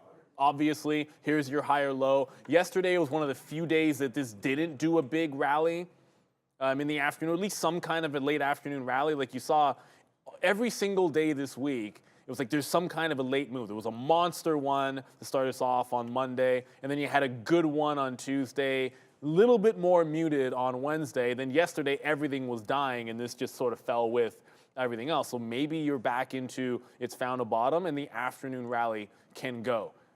Clearly, we still have 1 hour to go, but when you're up against the clock, I want to get a VWAP dip. If I don't get that, I don't want to chase this too far. You're also working against the clock when you're taking this trade. And I always expect any kind of a pattern that exists, 2-3 days in a row or like multiple days in a week, it's not as good to me on the last day in terms of how far it'll go. So if I get VWAP, I'm thinking it's going to the high of the day at best. So let's see what happens with that bad boy. I have my eyes on Lucy as well, as it's continuing to run higher. So good bounce off of VWAP. This is still in play for a dollar break. Clearly when I went short, I was thinking, yeah, this is probably done for the day. But all of a sudden, you have a chance to make this move into a dollar. But it's going to have to happen fast. You're still 17 pennies away, which is a good 20%. And we just hit 3 o'clock. So the newest position was just Google off of VWAP. I did want to be Amazon short, but I got the offer in there. And the second I did, we just busted even lower. So this doesn't even want to pop anywhere close. Amazon's having a rough one here today. Yeah, it's interesting. I mean, I don't have an obvious reason for why Amazon's relatively weak today. Maybe it's going to set up for a great dip buy. What's up with my daily chart? Ooh, look at those wicks. Let's get rid of those. I mean, we're just losing the 50 period today on Amazon, and the 200's way too far away. That last dip, I didn't get anything on the last dip in Amazon. That was in the 170s, because I thought maybe you'd get 160s on this stock. But great, strong-looking stock. I know it's flat today, but it's relatively weak for sure. We got a few questions about Naresh, about JBLU, saying look up JBLU, more flush to come. Blue Ocean was the first thing that came up. If you trade at Real Trading, there's been some traders I've heard that have done well in overnight trading in Blue Ocean. Just be careful trading. It's an overnight market. Post-earnings move, some people have been doing it. I have never had a look at liquidity. Yeah, that looks like a flat bottom break here on JBLU. Not exactly falling apart, only down 3%, but that is an ugly-looking daily chart underneath 550. So I have nothing positive to say about JBLU. It doesn't necessarily break the day's low, but if you do, maybe on Tuesday, I almost said Monday, if you can actually open up underneath here, yeah, that could get to 460. Bad stocks trending down. I don't want to be a part of. That could be nasty. Now the market's going to the downside. We just tried Google off VWAP. That just lost VWAP. What happened to me? There we go. Oh, Disney. Okay. So there it goes, right through VWAP. We took one little bounce play. There's our in. Under VWAP is going to be my out. It showed me a bottom, and now we're just chilling through that low. Okay, I have a trail on GitLab. GitLab cannot break the low down here. With the market tanking, it's just getting held up. So I just keep moving my trail. I'm not going to see any re-entries in this stock. Amazon's probably the name that should be. Wow, Amazon. What the heck is going on here? News here? This just broke. I'm going to turn mine back on or refresh it. But Amazon just broke the low of the day, and one wick just went down another 40 cents. It was just green a second ago. So we're getting some acceleration to the downside here. Yeah, it's okay.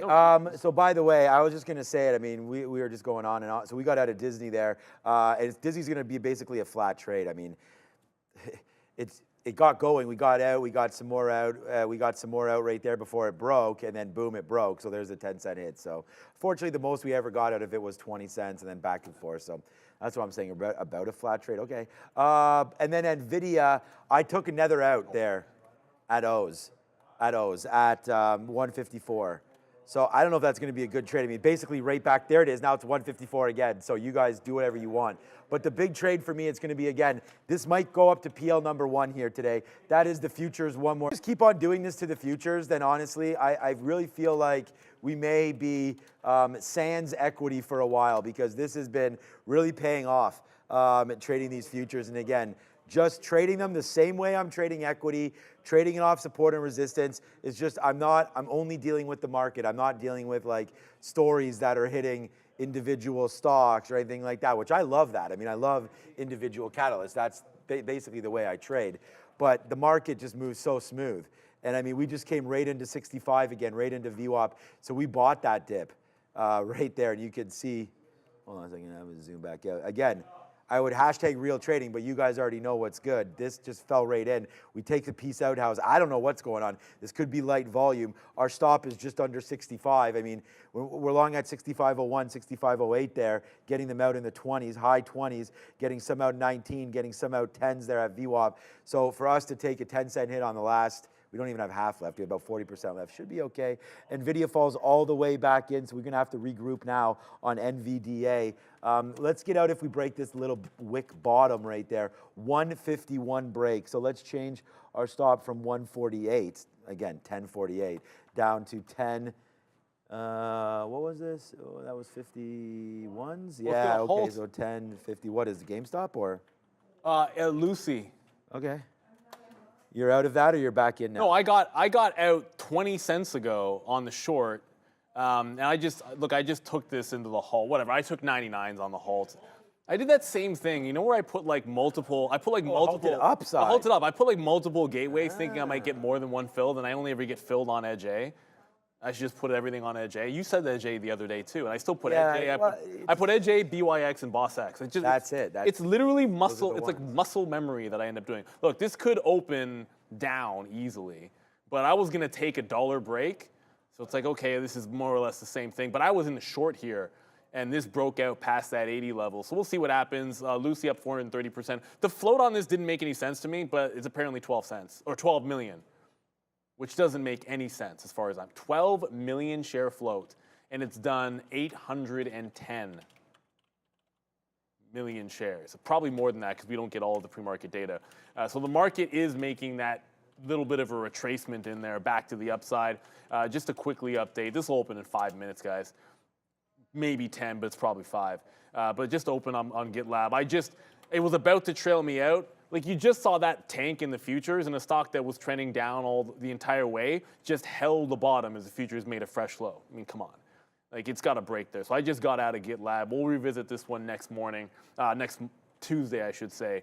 And if it's still trending down, maybe find some other opportunities there. So we're just in Rivian. Lucy, we'll see. Rivian, as long as it holds this consolidation, you can see it's not doing anything off the top. So either it breaks down underneath 1028, or we'll look for some kind of a push into the high of the day. We'll see what happens with Rivian. Good day for them, up 4%. Really, I just think it bounced off 10 and got dragged up by Tesla. So it's just kind of the exact same chart as Tesla. Maybe sans the last little dip there. So, you know, Tesla got to 180 and Rivian turned at the exact same time is mostly a sympathy play, I would say. Yeah, that's why you have to look at different stocks. And we just talked about, potentially just moving into the futures or things like that. But, that's why when you're looking at a stock like Nvidia, you can look at SMH. You can look at different things that are moving around. AMD potentially moving with different spirits than Nvidia. But this is still good. We just got it again right there, by the way. So we get another fill up here at 26, where we're at right now. We get a 20 and a 26 as we're trying to now support this long into the close. I don't know what that flush was all about. I mean, that volume candle was the largest candle of the day on the sell side. Well, when was this? That's the open, actually. That's an 8:30. Okay, so despite the 8:30 sell candle that hit the market, which has market on open imbalances and all that stuff, we just got a major flush. And I guess it was the break of 18.8, and someone was just like, okay, we'll activate that. But it was at 18.8. 18.870. I mean, anyways, flush down, hits right to VWAP. We're going to be there. That's our trade. That's our trade, right? Shout out to Brian Shannon. We talk about that all of the time again. So there it is. We'll start taking more and more out now. And remember what we're doing? It's just kind of like this. Like, let's just pay for those hot dogs and hamburgers over the weekend right now. If you can throw in some, some Pabst Blue Ribbon on top of that as well, whatever Isn't your that the drink cheap of stuff? choice is. Yeah, that's the cheap stuff. That's why I say gonna hot dog say. hamburgers. Have that good old barbecue. Love going through there.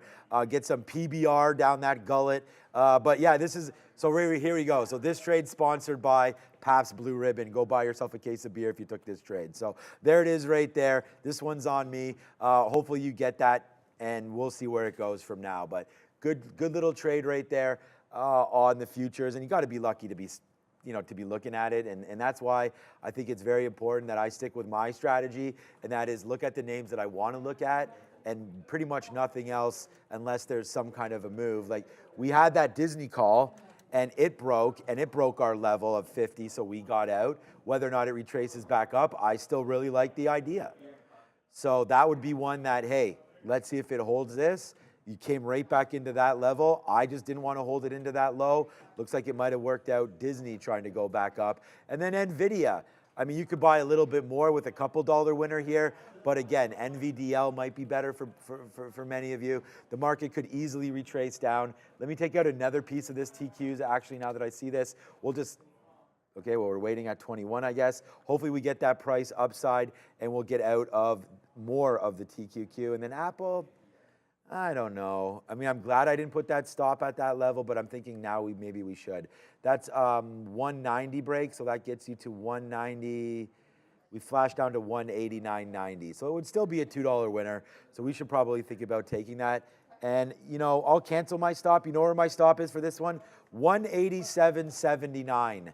So we're willing to lose on our trade rate here about 40 pennies. It's now in the money $2.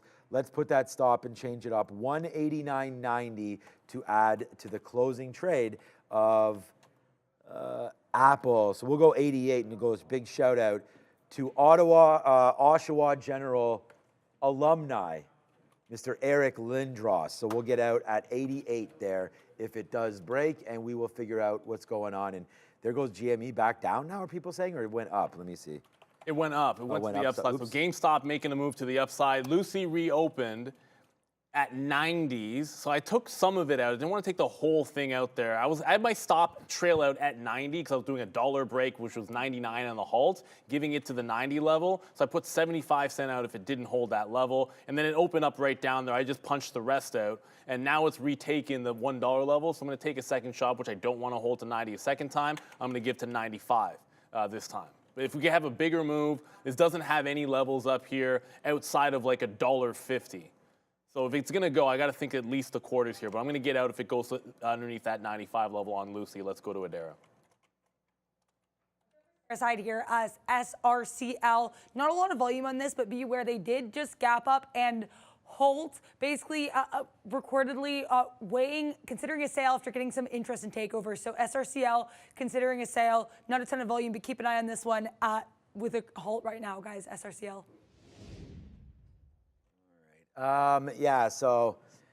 Tough one on Lucy there, obviously. All right, so here's the TQQ trying to go back up. We'll have to wait on that one, and let's look to see if there's anything else. AMD, please. No problemo, says Joey the boss. Hey, I have two bosses, the market, my kids, the market, and my number one boss, my wife. But I will listen to you, Joey the boss, and let's go over AMD right now. All right, 166 right here. Again, so I'm in Nvidia. I would say stay if you like the long. I would say just stick with Nvidia. That's what I chose. Now $2 in the money, and again, it'll be a big P&L name for me there. And that's just off one trade. 166 flat, I like it, but again, dips down into VWAP, so on and so forth there on AMD. Might be something, but I would rather just wait on it. We already nailed that 160 bottom. Can't live in the past with all these trades, but it just was such a huge move up that I wouldn't be surprised. Like if the market loses some steam, I wouldn't be surprised if they hit it so hard yesterday. There could be some profit taking up near these levels. On AMD, I could show you sticky notes on here that says we're going to try to switch to the longs above 150, above 160. But that 170 to me, we've looked at it. There was a high of 172, but I was always thinking that we would be fading anything up and around 170. So you got pretty close to that today. I wouldn't be surprised if there is a little bit of a downside move there for advanced micro devices. So that's my look there, Joey the Boss. And that's what I'm looking at. And we just took out some more on TQQs there. And Disney, unfortunately, for us, we got hit there in the afternoon. And again, like we said, a cup of coffee on that. It looks like Apple will be holding that 190 for now. So that's a good one. So just a little quick look there on AMD for you. But yeah, I'm just like honestly just in chill mode. So if anybody does have any questions, please ask me. Even though it's hard for me to say chill mode when I have the futures long and Nvidia long, but I already know what I'm doing there. So I'll probably just hang out for a minute and you know, think about what drills I'm going to do for this tryout. Psych, I already have them already. I know a really good one, but we'll get to that in a second. GameStop made a break of the high of the day, but I'm going to show you Lucy first, then we'll get to GameStop in a second. I am bidding GameStop, but I was just in Lucy on the retake. I said 95 we'll give it to. I'm only ever taking 3 shots at this. I don't want it to be necessarily my worst stock of the day, but that'll still be ARM. But at the end of the day, this is an opportunity that I just want to have. So, you know, the way I see it, if this one does go, it can easily be like a 125, 130 type of play on Lucy. And when a break of $1 happens, usually I'll take 3 swings at it. It's putting in some higher lows as well. The buying and the volume is tremendous on this stock, but just so you know, I am on the bid right now of GameStop, looking for that breakout level to try and catch it right back in here. So when I go long GameStop, about 75 is where I am bidding on GME. And then I still have a trail on that on Rivian. Rivian not really doing much of anything. I don't see myself trading that stock. If it's not going in the afternoon, I don't see any reloads. I don't see any reason why I should do anything but just hold on to it. If it doesn't break down, I might just punch out of it at like 345 or something like that. I'll look at Meta in just a little bit there. Meta was my second biggest regret today. I think Tesla was probably a big one, but I was bullish on Meta and I was bullish on Tesla and didn't get either one of them at the open, which was a big disappointment because Meta was an absolute, it was a banger. There's no question about it. It was a huge long. I'd say not Meta the biggest disappointment because Tesla came close enough to my level. Meta just didn't get anywhere close. I had no chance to grab it on Meta.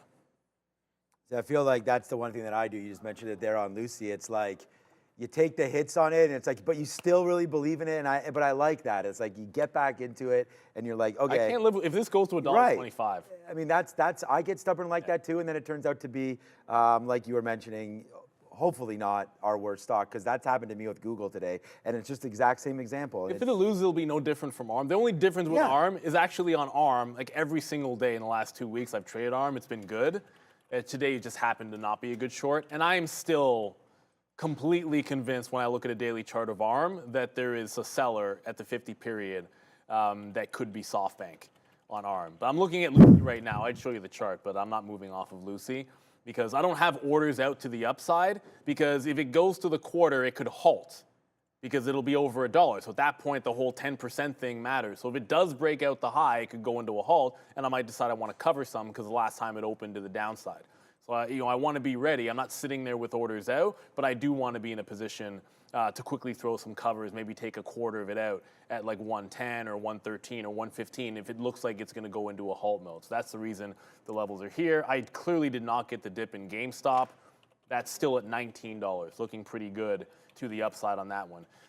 Could be a meme type of day. The market's not doing a heck of a lot, and sometimes that's where you want to be in these names that are doing crazy volume, which would be Lucy, at least for now. Yep, Lucy. Okay, Nvidia right now. I mean, you want bangers? Let's go. Money.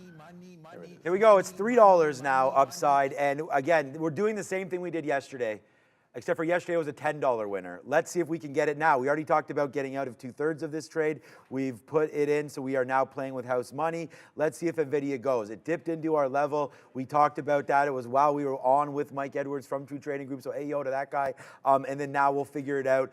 We've extended it. He's going to be coming on the market recap show ASAP, so get ready for that one. Market recap show goes tonight as well in 42 minutes. We get ready to rock and roll, and the Darren and I will keep it real with all y'all at the end. You can rent a boat. Rivian Millionaire says, I have no idea what that's about, but yeah, get on that boat.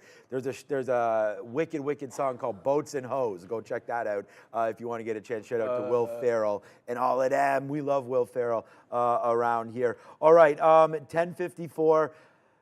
look, we could break higher, man. 1055, 1056. Let's go. Let's get those damn hot dogs off the barbecue and start throwing on something for real. So here we go. Now $3 in the money. If you're rocking, you're rocking, you're rocking.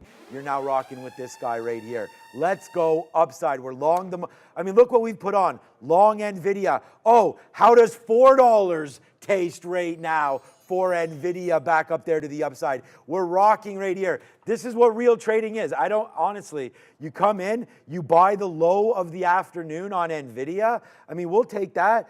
We also got the futures low. We'll take that coming right back up to the upside. We've got Apple that we based out. Like, again, these are trades that every single one of us can have, right? It's this based out there on Apple. I pounded the table on Apple. Now it's straight upside. So hallelujah on that one. And Neil, this is $1, $2, $3 right now on Nvidia. $4.25 going back up there, up to the upside. And remember, we're doing all this, and my mind is still on baseball, baby. But we're doing this. We're putting out some damage. This is what it's all about, right? Brendan and I will talk about this on the podcast.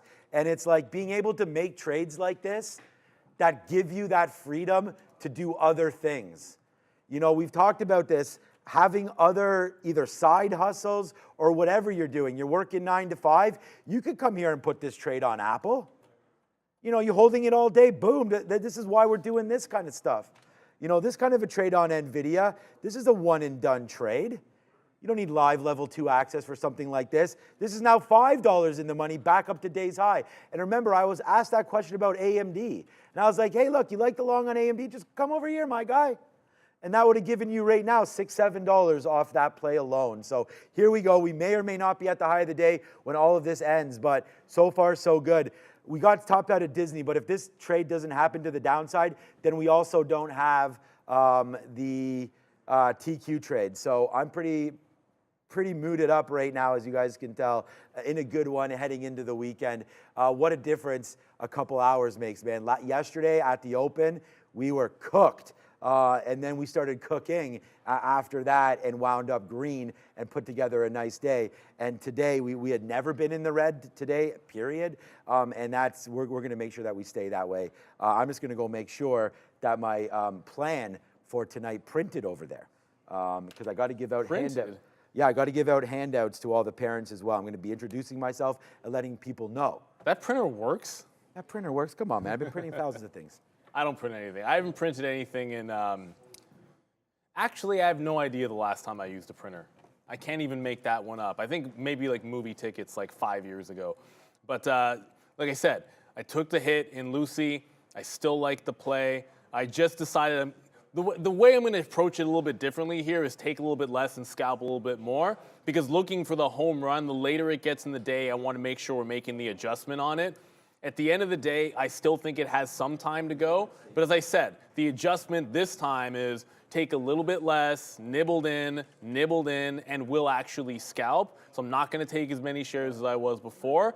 And I'm going to have even like still a tight stop. Like I don't want this getting underneath like 97 or so. So I've got orders this time because I don't think it's as likely a halt. I'm looking at the liquidity here, and it doesn't feel like it's as parabolic to go into a halt move. Like that was, you know, up, and then one parabolic move into the upside. It feels a little bit more calm. So I think I'll scalp some out into that high of the day. I still got that not Lucid on. I still have that Rivian on, which isn't doing a heck of a lot. But it's at the point now where we're at 320, so I'm just going to offer the high of the day. I don't think we're going to get too much better than that anyway, so I feel like if it presses to the high, then I should be taking it out. But as I said, my idea is going to be over on Lucy for this buck. I much prefer when it breaks $1 in the morning, because then you have all day to run. But you know, that's a trade I was looking for pretty much the entirety of the session here. And you're finally starting to see it consolidate over that $1 level. GameStop, I'm not at the point yet that I'm going to cancel these bids, but I'm getting pretty darn close. Like it just dipped down in to where I thought we'd grab the long on GameStop right underneath that 75 level, and it got to 80s and it's just bounced. And then it did it again. It bounced to 85 and I didn't get the fill. So now twice it's dipped down and I haven't gotten anything. So if it breaks this consolidation, why would I want it right underneath? That's almost like a failure At that point, it could get down to 50s or VWAP, so I want to be a little bit more patient. Either I get it in here or I have to take some kind of a breakout on GameStop. So I'd say this is a bit of a disappointment for GME. I did want to be involved in any kind of a bounce off VWAP we didn't get, consolidation off VWAP. I just grabbed some 8s on Lucy. Let's just go back over here for a second. Some 10s as well. I have one order here. I'll have one more order here at about 14s, actually exactly at 14, and then I'll have half of it out at that point. All the while, I'll move the trail up. If we break 10s, I move the trail into pretty much exactly the dollar level on Lucy, which is going to cross the billion mark, I do think, at some point. Meta is toying. I talked about Meta being a disappointment, but not a huge one. This is why. I liked Meta for a long today. I thought Meta was a great long. I loved the dip buy, but I really liked it in front of 462. There's a 0% chance I'm ever starting a long here unless I was completely convinced that I was just going to go long off the closing price, which was at 65. That was just not the case. So obviously there's no trade for me in Meta. What was different between this and Tesla, as you guys can see, is Tesla was really right at that low. So like I should have had Tesla. I could have easily been in with just a little bit more aggression. I could have had that Tesla long, whereas Meta, just a very, very different story. Like me some Meta, love me that long, but sometimes it's just not giving you the entry that you're looking for. You got to find something else. This was a breakout trade today. It wasn't a dip buy. That's why I regret it. It's hanging on a VWAP, but the market, I feel like we could still break down, and I would have concerns getting into that long in front of the imbalances. Adara? Take a look at some of these S&P 500 names making bigger moves heading into this holiday shortened week next week and this long weekend. We do have First Solar, a lot of these other solar names moving here as well, FSLR. These ones did get a little bit of a boost with that recent update from the U.S. administration raising those solar tariffs for Chinese solar cells. So nice look for them. Also, interestingly enough, we actually had a First Solar board member selling $1 million worth of stock. But either way, great look for FSLR here. Next up, we have an interesting one here. Live Nation fell yesterday after that DOJ lawsuit, but today up about 3% with some analysts, including Roth and Guggenheim, saying that they believe that LYV will not be significantly harmed by this suit because they think the case is quote-unquote weak.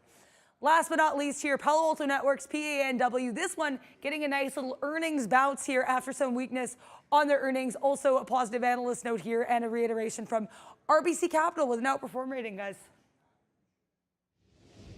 Oh, I love PANW, and I love what PANW is doing today, up that 3%. Look, the best thing about this stock is if you buy something.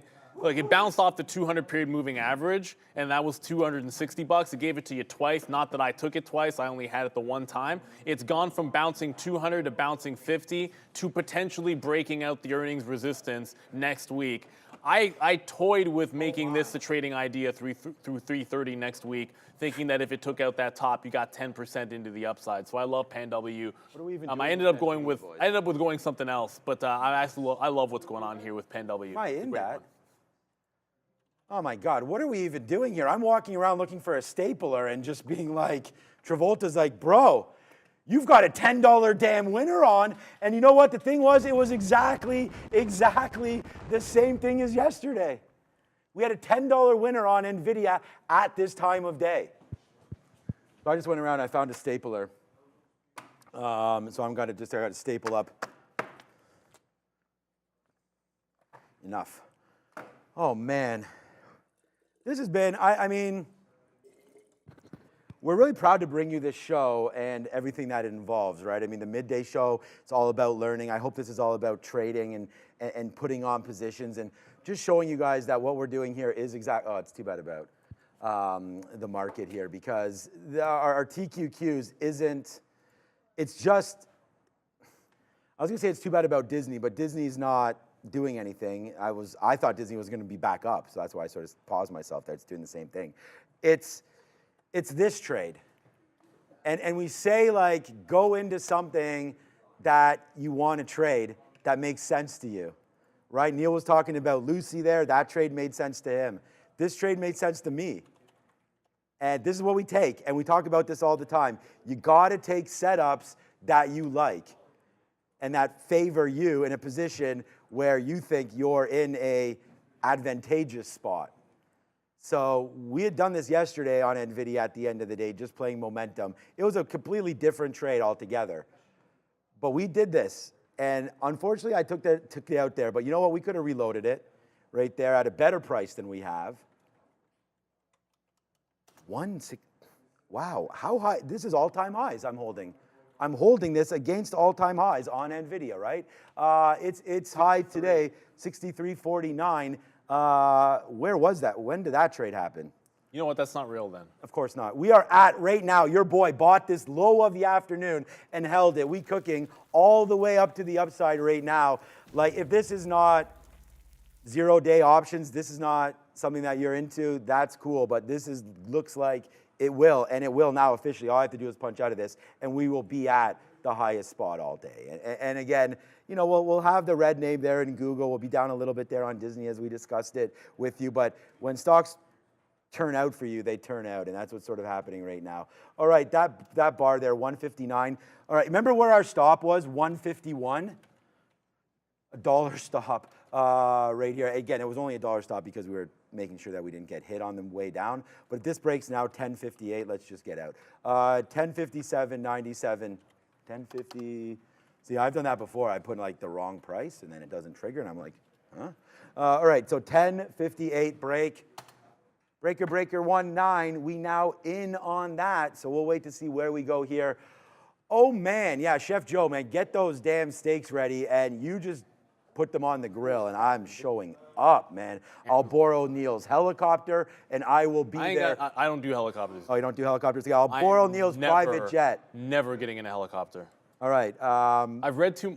But you're going to get into a space. My cousin's a pilot. Yeah. And it's just, you know what? I don't want to dissuade anybody from getting. No, it's one of the safest forms of travel, I would assume. In the air, helicopters actually. No, but I'm saying over a car. Oh well, yeah. Not even close. But you'll drive your daughter somewhere. I'm just saying, for me too, I'm agreeing with you. The statistics are kind of weird around. I freaked out about helicopters. Helicopters are just a little bit more dangerous than planes, and it's just the manner in which, like, you can survive a car accident. You know what I'm saying? Like a lot of car accidents, and that's the good thing about them. But for helicopters, like you go down in a helicopter, it's just not as survivable. Like just that's the thing. We had that Iranian president. Yeah, that was unfortunate. So like I said, he gone. It is a red stapler. As I said, I would take a couple of shots, but change the manner in which I was trading, Lucy, which was to scalp and stop tighter. Scalp and stop tighter. So that's exactly what we're trying to do with this one. It's still in an upward trend. I've redrawn the trend line. I had this one before. And when this broke trend last time, it was a short underneath. The new trend is off of VWAP here, so there's your up, up, up. It hasn't bounced off it yet. If it bounces, that's one thing. If it does not bounce and shows any consolidation under, then I think the short, because actually the best trade I had in the stock was actually short, not a long. So I think it's short underneath here, but you are running out of time for that to happen. So a consolidation under like 90 into 85, and I think you dip back into 65, which is VWAP. Hasn't happened yet. It has not halted down either. I don't want to be involved in a halt too late in the day because then it doesn't open up until 4 o'clock, potentially. So unless this holds 90 cents, I think it's done for the longs. Rest in peace, Amazon. Unfortunately, that continues to go down. I canceled my orders on Amazon to try and go short. Obviously, yeah, Amazon doesn't want to pick up anything around. I was offering 181.50, and then down here I was offering in front of 181. Now Amazon wants 180 bucks. So whatever is going on with Amazon specifically seems to be an Amazon problem because the NASDAQ's holding these highs. I looked at Google, it wasn't that bad. I looked at Apple, Apple was okay, as you can see up there. But Amazon, on essentially nothing that I can find as breaking lows, it just went red on the session. Could be an opportunity, I do think, at some point to pick that bad boy up. I set it off for the high of the day in Rivian because it's not doing anything, so we just got out the high of the day on Rivian. The 10 play is going to be a good one at some point. And YZ here, you need Arnold to tell you get to the chopper? No, I'm not getting on a helicopter, man. I had a chance to do like one of those like, it was in the Caribbean, and like, yeah, the helicopter tour of the island. I'm like, that's great. That's great. I'm not going to do it, man. I'm not getting in a helicopter. I don't mind flying. And I love roller coasters and all that good stuff. And I will, if it was reasonable, I would go to do that Virgin Galactic thing, because I think it would be cool to see the curvature of the Earth. But that's way too cost prohibitive at this point. Like, there's no way it's worth it. Maybe in like 10, 20 years, it'll get more reasonable. I just think that's a different thing. Like, I'm getting a helicopter. I mean, I can see that view. Hey, a man, lot of I mean, other look, ways. everybody has their thing, right? Yeah. Like if I put a spider there, you're running at it. No, it's like there's I mean, two. Like it there's is. two things. Like I'm arachnophobic. I know, I know. But I legitimately have refused to get on a helicopter multiple times. Yeah, when I've never had the opportunity. I've never had. I probably never actually said it, but like I just no. And then the thing with Kobe. I want to do the one happened, like and- around. Oh well, there's always going to be that tons didn't of help. examples. Come on, man. I mean, honestly, it's much I'm safer just than saying. driving, and we drive every day. Okay, so the Technically speaking, not. I would just throw that out there because the whole What do you mean? statistics you're much around more likely to get into a car accident. around say, but like most car accidents are minor and survivable. That's the way I would look at it from a mortality standpoint, in terms of how often you're using it and like a risk to per use. It's a little bit different when you look at it that way. Stats can always be a bit misleading. Yeah, it could. I just think it's important. I mean, yeah. I mean, look, I agree with you 100%. I've never been on a helicopter. I don't know See? what it's like, but I would go. GameStop, I want to do the you know. one around the CN Tower. I think that would be sick. Oh, the edge walk. Yeah, or like if you go into the Grand Canyon, people do that. Yo, every time we're at a game with the Oh, no, dome not the open- edge walk. No, the. I thought you meant the edge walk. No, the helicopter around Toronto. Oh. They do. I see lots of people do that. So there's a thing at the CN Tower where you literally you hook yourself up to I don't know. They have a Ain't no in hell I'm doing that. I know you hang off the edge of the observation deck of the CN Tower, and you're just arms free. Like that, I'm not doing because like I'm not afraid of heights, but like I don't think I would handle that height. Like that's a bit much for me. GameStop blew out the top, so opportunity cost. I did not get GME, which we look for the consolidation breakout. I did play Lucy. Have a good one, Ramin. So we played the wrong one. Obviously, GameStop ended up better. Shout out to everyone in the chat that wanted us to look at GameStop when this was a bad stock all morning, and then all of a sudden you're seeing it ramp up now 5%. It could be another, maybe a secondary push. We've been waiting for the update to happen. And all it has to do is go once. Hold one low, make one higher low, then you can break out 20. The big breakout, I think, is at 23.5 still. Whatever this was in here, like, yeah, 23.5. I still think that's where I'd want to get involved for sure for a bigger trade. But, you know, we picked the wrong one today. I'll have to fail on myself. I like two things this afternoon. I like GameStop and I like Lucy. I got into Lucy.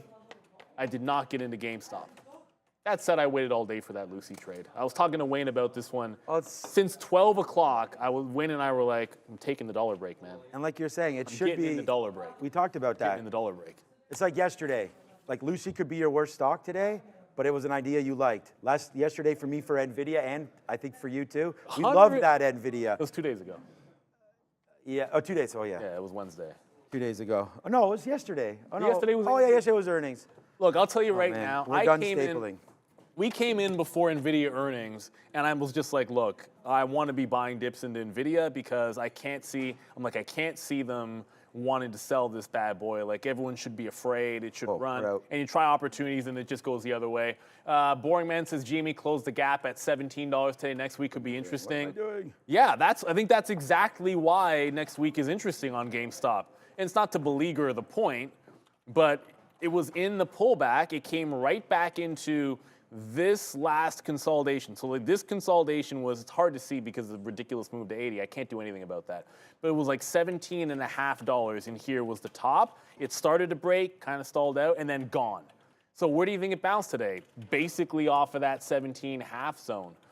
The actual low of the day, 17.69. So within 19 cents of that bottom, higher low. The early breakout's better at 18. Congratulations if you had that. Like we're doing that early segment.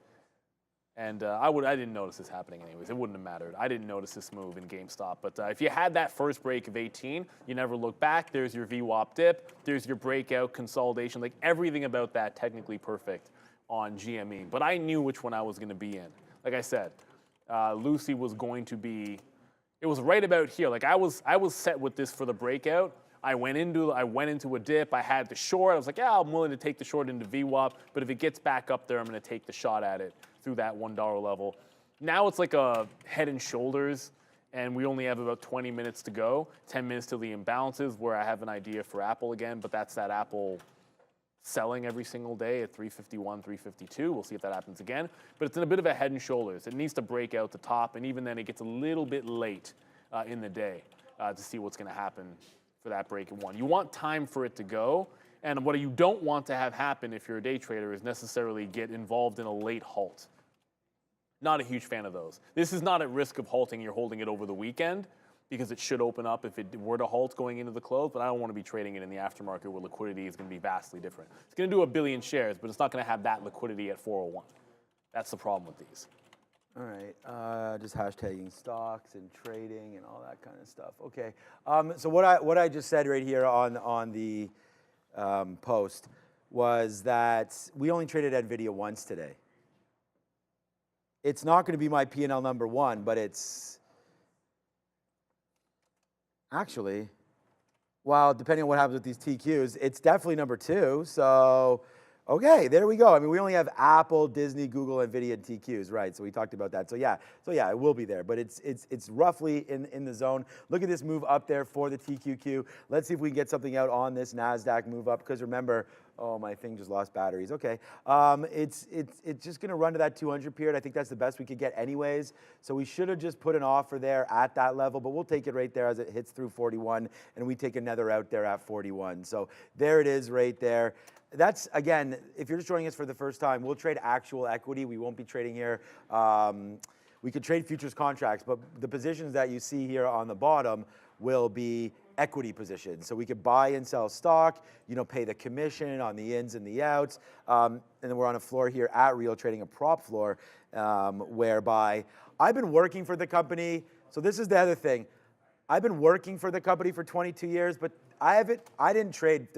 There was times in there, so I probably haven't traded for like 5 or 6 probably of those years, like where I was in the back, growing the business, managing, traveling all around, opening up different offices in different places, so on and so forth. But, generally speaking, having that experience is pretty good and done pretty good for me. But we took a while off, and that was just before the show. Like when we started this show, I don't even remember what year it was at this point. Oh, it was COVID. It was the year before COVID. Yeah, so 2019. At that point, I was in the back doing my thing with traders, opening up offices and things like that, helping out traders. So I wasn't actively trading at all. So we just sort of really just got back into this game, and it's been a great one. It's been a great opportunity to do that, and I just want to say to everybody, join together, like. Have the fun. It does take time to figure this out, but at the end of the day, that's what it's all about, is being able to do things like that, being able to take time, and a different job, than your 9-to-5 job is trading, and that's part of, what sort of sparked this new podcast coming through, the Freedom and Wealth podcast, talking about, can you trade and just change the sort of direction of where you are right now, talking all about, one of the episodes we're going to talk a little bit about investing strategies, compound interest versus not, why you might want to look at dividends versus not, how can you play the interest rate game a little bit more effectively, what's up with mortgages and all of that, and how we're just average people looking at things like this. And then it's all derived from having the ability and the freedom, really, to have put on trades like this on Nvidia. And just be like, okay, now we're just chilled out. And that's where now I can put my mind on what the next activity is. It gives you an opportunity to really do other things and, not be sort of akin to your job only. And you can hear that with definitely the way Neil and I talk, and everybody, right? I mean, although Sharif, he'll talk about being able to work out or being able to do other things on the side, go to safaris and wrestle gorillas. We still haven't seen. Yeah, didn't happen until I see pictures. Well, I genuinely went to safari. No, but I actually genuinely want to see, because I will never walk into a lion. But it would be cool. Well, you had mentioned though that when he went, they had to wear those masks. So I think that he was a little bit like. So. No, but I don't think he wasn't expecting that. So no, yeah. So he was saying that part was a little disappointing, but I think that's something fun to do. No, safari. I'll be happy going to Rome, man. I had a conversation when that. Oh, well, yeah, you're going to God's country. Yeah, when your parents came, we had a great conversation with George, Sean's dad, when he was on the floor, and I was like, yeah, I'm taking the family into Rome. He's like, oh my goodness, you're gonna love it. You'll see this and you'll see that. And it's like, it's the first time that my daughter's gonna go on a vacation that isn't. I mean, like we've done spring training a couple times. We'll go visit my brother. So I'm not talking like like an actual, Proper, like we're going somewhere proper. There's nothing wrong with Florida. I hope she flies there to well, see man. baseball. It's 8 hours and it's. Okay, so the answer to that is not really, but you know what? That's part of life. We found that you can give, we have to make sure she takes something. That's all. It's just we learned that the hard way the first time we flew to Florida, but that happens all the time. She was way better. She was way better last time, but it'll be the first time she's taking a flight longer than Florida. So clearly, we have no idea. Florida's, I think, 3 hours, maybe 2 hours, 3 hours. No, it's a little longer than that. Oh, is it? It's Okay, so it's not bad. Yeah, but it's half. Is it that long, really? It's like half the flight to Rome. Oh no, and the flight to Rome. I mean, that'll be intense. And I'm looking forward to it. I can't wait to go. Man. What are we talking about here? You're basically the only problem with going to Italy is when you come back, because then you're like, why am I even here? The food. Why did I come back? Why did I come back? No, you'll see the problem. The food will be a problem. The food will be everything will be a problem. Oh shoot, the lifestyle, everything, the people, everything. Oh, you sent an email. I did. No, Mr. Westermeyer. No way. He was. Wait, do I have the? Mr. Westermeyer said he was the 419th. Well, he saw 419th, and he was the 420th subscriber. And I did say someone had a chance to be the 420th subscriber to the Freedom and Wealth. So officially, it was Mr. Westermeyer. Let me just refresh it here so you guys can see. There it goes. It's now at 430, so congratulations to you. The 420th is the coolest one. The 690th will also be very, very, very cool. So shout out to you, brother. And do enjoy it, because I think it's going to be a fantastic one. We were talking about, actually it was interesting because you were talking about real wage growth versus inflation. Yes. And oddly enough, what's interesting about that move is when you look, so yes, real wage growth is outpacing inflation, but it's only been doing so for 1/3 of the time that you've had the big run in inflation. So it's like you haven't felt it yet. That's why everyone doesn't feel like it's happening, because it hasn't really affected people until you play catch up. So you're just playing catch up with your real wages because you were down underneath it for about 24 months. And now it's just been about 12 months. That's true? Yeah. Okay, I thought it started. No, but here's the best part about it, though, is when the trend starts going the other way, it's before it actually catches up that it starts to matter. So that's when things like, credit card debt's been under pressure, the retail's kind of under pressure. Like, as the trend goes back the other way, that's when you want to start looking at those types of other opportunities, like the retail market could get better. Maybe Lululemon won't suck as much. Oh, that's a different story altogether. Yeah, I'm not in that name quite yet. It's not down today. Lululemon. Yeah, hopefully it's not. Better not be. All right. First update in 2 weeks. Yeah, first update in 2 weeks. All right. Shout out to Lululemon. It's not saying much. No, it just needs to go back, what, it's 30, up 30% more to get back to where it was? 1%. It's down too much. LU right now. Yeah, and the main problem too is that people they spend so much money. It's like they get a raise and they just go out and buy themselves something. And then they complain that everything's too expensive. So, here we go. Lululemon up 1% today, but I don't know what's going on. It's not. Oh, wait a second. Lululemon is a recent IPO. Of course, just IPO'd yesterday. Mine's loading. 298 all the way back up Mine's to the loaded. upside. No, it doesn't matter. I just want to say, you guys know how far it's. Support's $250 from 2022. Oh, you know, this is where the actual support in the stock has really been, and it's down right in like the 250 to 275 zone. As far as, that's the spot where if it gets down there and loses that, then you get the heck out of Dodge under 250. I'll have to talk to Sharif because I think he was getting into pan because we got into pan right there. And then all of a sudden it was like, boom, pan is beloved, and it was all the way up there to 320, back in there again, and then boom, back up to the upside. So the couple picks that we've had recently, Pan W, we bought Snowflake, and we're gonna have to, it's the same reason, we bought Snowflake, so it's like pan was here, I was down there for a couple days and all the way back to the upside. I'm hoping for the same sort of fate here in snow, although I have to remember, have to change it on here first or it could screw up the chart. Right there. So, okay, we're still in the money on Snowflake, so that's all good on that one. But that's had a rough couple of days, but now up today. Okay, good. So I thought it was a little down there. Yeah, it was down in the dumps early, so that's fine. We were talking about that. And then it snowed. Have you seen went Alibaba back today? to the upside. And then the other name that, of course, we are in is Alibaba. And Alibaba has been a doozy for us since 71 and change.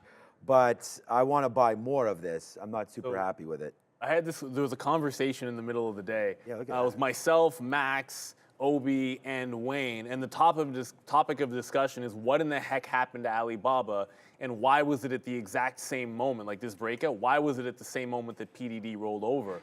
And if you looked at JD went as well, it seems as if essentially money rotated from PDD, which was trend up, and just poured into Alibaba mostly, and then JD was also making a power move to the upside. It was a big one, but by the time you realized what was going on, like it was already gonzo. Remember that 81 breakout we were talking about? Well, yeah, sometimes it's like an idea that comes up randomly. It might have been the best one of the day, but it had come up randomly. And the reason why I didn't like it, to be honest with you guys, is PDD was rolling over. And it's like, okay, Pinduoduo, which was super strong. Where is the data on this chart? Okay, sorry about that chart. My charts have been a problem this afternoon. But Pinduoduo had made a top and was just tanking. It's like, how much are you liking an Alibaba breakout when PDD, which was the strong one leading the market, starts tanking, and when it did the continuation down is exactly when Alibaba decided it wanted to break. So it was a great trading opportunity, although I would say it's a tricky one, because how many people are thinking super bullish on BABA at the moment that PDD is literally giving everything back? That's a tough trade to make, so that's why I didn't make it, candidly. Yeah, no, it's, I wasn't even on Alibaba today. Should have been probably. It held 80 again. That's the most important thing is it held 80 again. Yeah. Let's be real. Yeah. Well, And balance is balance less is coming than out very, very soon. All right, so we're already out of NVIDIA. Someone has asked me, why am I not trading again? Because we've already, damn is already done, man. We've already made that trade. We don't need to get back into it. Right now, 350 hitting immediately. So we'll go over here and check out what the imbalances are saying right now. I didn't realize we're getting on this far in time. So, all right, this is good. I was going to say just 10 more minutes, but we do have that aftermarket show. So, all right, Ford, Intel with a buy right there. Looks like this market is going to start to head up back up to the upside. There's Google with a buy, but not really doing too much. Apple with a buy. Oh, we actually got, all right. Well, Apple's a buy in that. That's something that we got out of. So we got out of Apple right there, just taking a small $2 winner on that today, as well as $8 there on Nvidia most recently. Ford is a buy, 4 million shares. That's kind of a puff pass on that one. Palantir, another name that we sort of talked about that we liked, but unfortunately didn't get down to that level today. Square with a sell, that's been getting beat up recently, that's for sure. But heading into the close, it does look like we do have a little bit of a market move down right now in the market. A little bit of a bounce back, okay. So I was just looking at sort of this. Look what we've been doing all afternoon, absolutely nothing. So I feel like now we'll just start to empty out the clip on everything. Look at that trade that you guys were here, we took this trade. So there's the out right there on the TQs. So far, so good, man. I mean, it's been a good day, needless to say. Everyone have a great weekend. We, of course, will not be Memorial here Day. on Monday, and we will be back on Tuesday. You know what it does do, though? Because the pod's coming out, right? So I don't know if the pod is coming it's out not? this weekend. Okay, my bad. Stay tuned. It is not. It is not. There's been such demand for us that we're doing some other things to build up However, the podcast. do remember when you get that week ahead, when it comes out, we have a new thing that we're going to start doing where it's like it's just an idea that we have going into next week. So Sean and I both dropped one idea. Right. What was mine? I already told you that I had like my secondary one was Pfizer. That's not going to be it. I'm not going to spoil it, but check that one out. We have our week ahead, which goes out on the weekend. Look out for it. Because of it's a buy imbalance, I anticipated it comes out as nothing and then moves into a sell imbalance on Apple. It actually came out a buy with everything else. I'm not really looking for the short. I don't see Apple there anymore, so it might have paired off in the first couple of minutes. Intel's a buy, whatever, that doesn't really matter. It's Google that's the biggest one at 1.1 million shares, 2 set upside. Alphabet might be a buy imbalance, but it ain't going up. So I don't see much of an opportunity there. If it was trend up, maybe you could take something off VWAP. It's literally going the other direction. So I was in it once long, didn't hold VWAP. Now you're seeing a breakdown in Alphabet, despite the largest imbalance uh-oh, look out. If you're in GameStop, looks like that's retracing a little bit going into the close. This will be the disappointment, I'd say, you know, because this ended up really, really going. And so that last consolidation that I missed by about 10 cents continues to go higher. And this did not halt. I'm just missing a few bars on that chart. But pulling back into $19 is GameStop going into the end of the day. It looks like it's trying to hold. Oh, we said we get out of some TQQ here, but again, the market's not really doing anything, so let's just offer something around 26, see if we get a fill, and that would be really good if we did. Should we long Amazon or close it out? I mean, it's at the end of the day, like so 5 minutes to go. Look at that. Disney, just quickly, wow, what a nothing burger all afternoon. I'm kind of glad, I'm never glad that we get taken out of a position, that's for sure, but this kind of changed my look at everything else. So we don't have anything to worry about with that, right? And so we'll just sit here and wait to see what happens on Disney coming through at 101.50. But right now, not a whole heck of a lot there on DIS. Uber was a name that I wanted to look at earlier today as well. I had backed away from wanting to buy this name on dips, but it is at a great level. You know, shout out to Nelson and everybody that was talking to me about this trade and saying that, hey, maybe we should short Uber and long Tesla on that robo-taxi news. And that was probably the best pairs trade that anyone's told me in the last 10 years. So that's really worked out amazing. Wish I'd done that for that. So there it is. Look at this, $64 right now. This, if I was like a little more bullish on Uber, I would be pulling triggers right now. So maybe we'll think about that. But for today, I just wanted to see this because Uber made a run early, right? And then we identified that run and didn't do anything about it. Then it hit the 200 and did the same thing, but then broke the top. So I actually, looking at this, I would not have expected this to happen. After a test of the 200, then a top break, wouldn't have thought we would have came back into day's low again, but we basically did. Uber, some strength at 64. Let's see if that holds into next week. So just tomorrow's trade today, and it looks like Nvidia there. If we had held that through Nvidia, that used to be on the market recap show, tomorrow's trade today, but then I was like, man, doing a lot. All right, so there it is, 1062 now for Nvidia, back up to day's high. This is the level that we already held this position against there, but not in it right now. Nvidia, good trade for me at the end of the day, but we're not in it anymore, so we'll hold out on that. Only thing long right now is the market, just waiting to see if we get a last second bump, but we're pretty light on that position. Yeah, the market is going to hold up like essentially 1% today. Big rally off of, I mean, yesterday literally everything was downside. Like I said, in the aftermarket show, there was wheat, and I mean, I keep saying that SMH was up, but it's like it really, like it wasn't, man. Like SMH was not green if you take out Nvidia. Everything else was down. So I want to say it was only wheat that was positive. I'm only, just more of a curiosity, I'm not actually going to trade Lucy again, no chance of it. But it does look like it might want to make the dollar move after market, which would be absolutely hilarious. With only 4 minutes to go, as I said, there was no trade for me. There was no setup on Apple for that like late short after the imbalances. It did a small move up and then pull back in. But the play was usually that the imbalances would come out, and then if Apple was like a small sell, it would go from a small sell to like 1 or like 1.5 million within a minute or two. And so if it had come out a small sell, I was going to look to go short. But it came out a buy, so that got thrown out the window. Maybe we'll look for that tomorrow, or next week, I should say. Meta, I just saw Tony saying Meta pop. I didn't see it on the imbalances, but the timing would suggest that maybe that did some kind of a flip. Nope, Meta just being Meta. Meta being ridiculously strong is the answer to why it might have gone up there. There's no imbalance on Meta that I saw, but a strong move for this name today. Just a huge rally. I never had a chance to get the long with the setup that I wanted, but at the end of the day, you know, there was a trade for you off VWAP, I guess really late, but we weren't looking at Meta this afternoon at 3:30. Got to be real. But that was a great bounce for Meta. Strong stock bounced off VWAP. The same setup is exactly what I wanted Google to do, which was a strong stock bouncing off VWAP. This one didn't. Meta did. But all you got to do is hunt for it. When you find one, just put it on. It works or it doesn't work. And at the end of the day, that's all you can do. 2.5 minutes to go. What else we got going on? MSTR apparently printed the high of the day. Did we get to 70,000 on Bitcoin?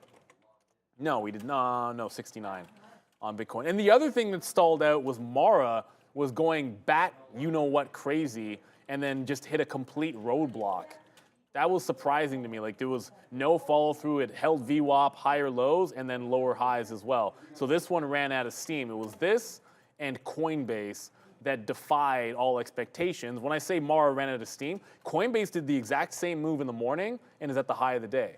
Mara was just as strong up until the back half. So I'm going to put that in the back of my mind that for whatever reason, Mara just lost its juice and Coinbase was actually the better long, despite them being exactly the same for most of the day.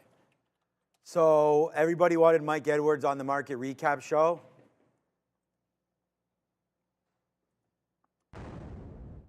Secured.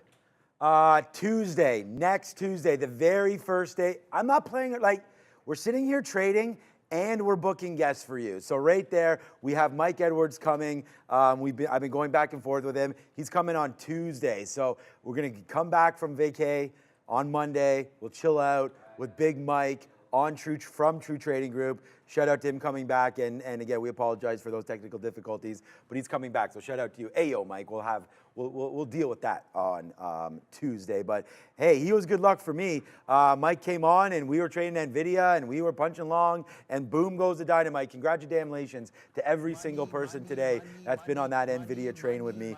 It was a good one here this afternoon. We only traded it once and there we go, the numbers and the proof there in that pudding. As you can see, the NASDAQ and starting to go back up to the upside. P&L number 1 today will be Nvidia, just because this didn't really go. P&L number 2 will be the triple Qs. So the NASDAQ, the futures again, a big day for that here on the show. So we've been really hitting it. I think the TQQs is the number 1 P&L name for me this month. Easily. So that's going to be a good one right there. We'll continue to trade the futures for everybody because I know that's what you like. So only 15 seconds or whatever time left now. Don't hurt yourself. Before we ring that bell. Yeah, let's get this one started. There was a question about Airbnb. All I can say is good hold off the 200-period moving average is my answer to that one for you guys in the chat. But ring it in 2 and 1, Adara. She did it. There you go. Shout out to everyone. Hope everyone had a fantastic day and week. Just a late reminder, obviously, it is Memorial Day. Yes, we are here every single day that the markets are open. That's the U.S. markets, I should say. Correction. The U.S. markets are open. We're always going to be here, but do not try to tune into the show on Monday because there will not be a show on Monday due to the Memorial long weekend. Obviously, wish everybody in the Trader TV family and all of your families, happy Memorial Day.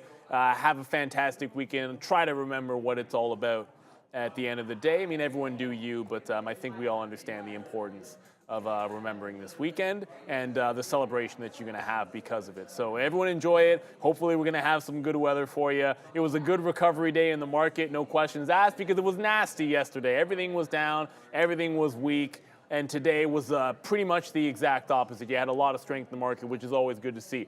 You can make money going in both directions, but it's a heck of a lot more fun when your personal account looks pretty good as well. Big shout out to Fabian and Ramin on the 1s and 2s.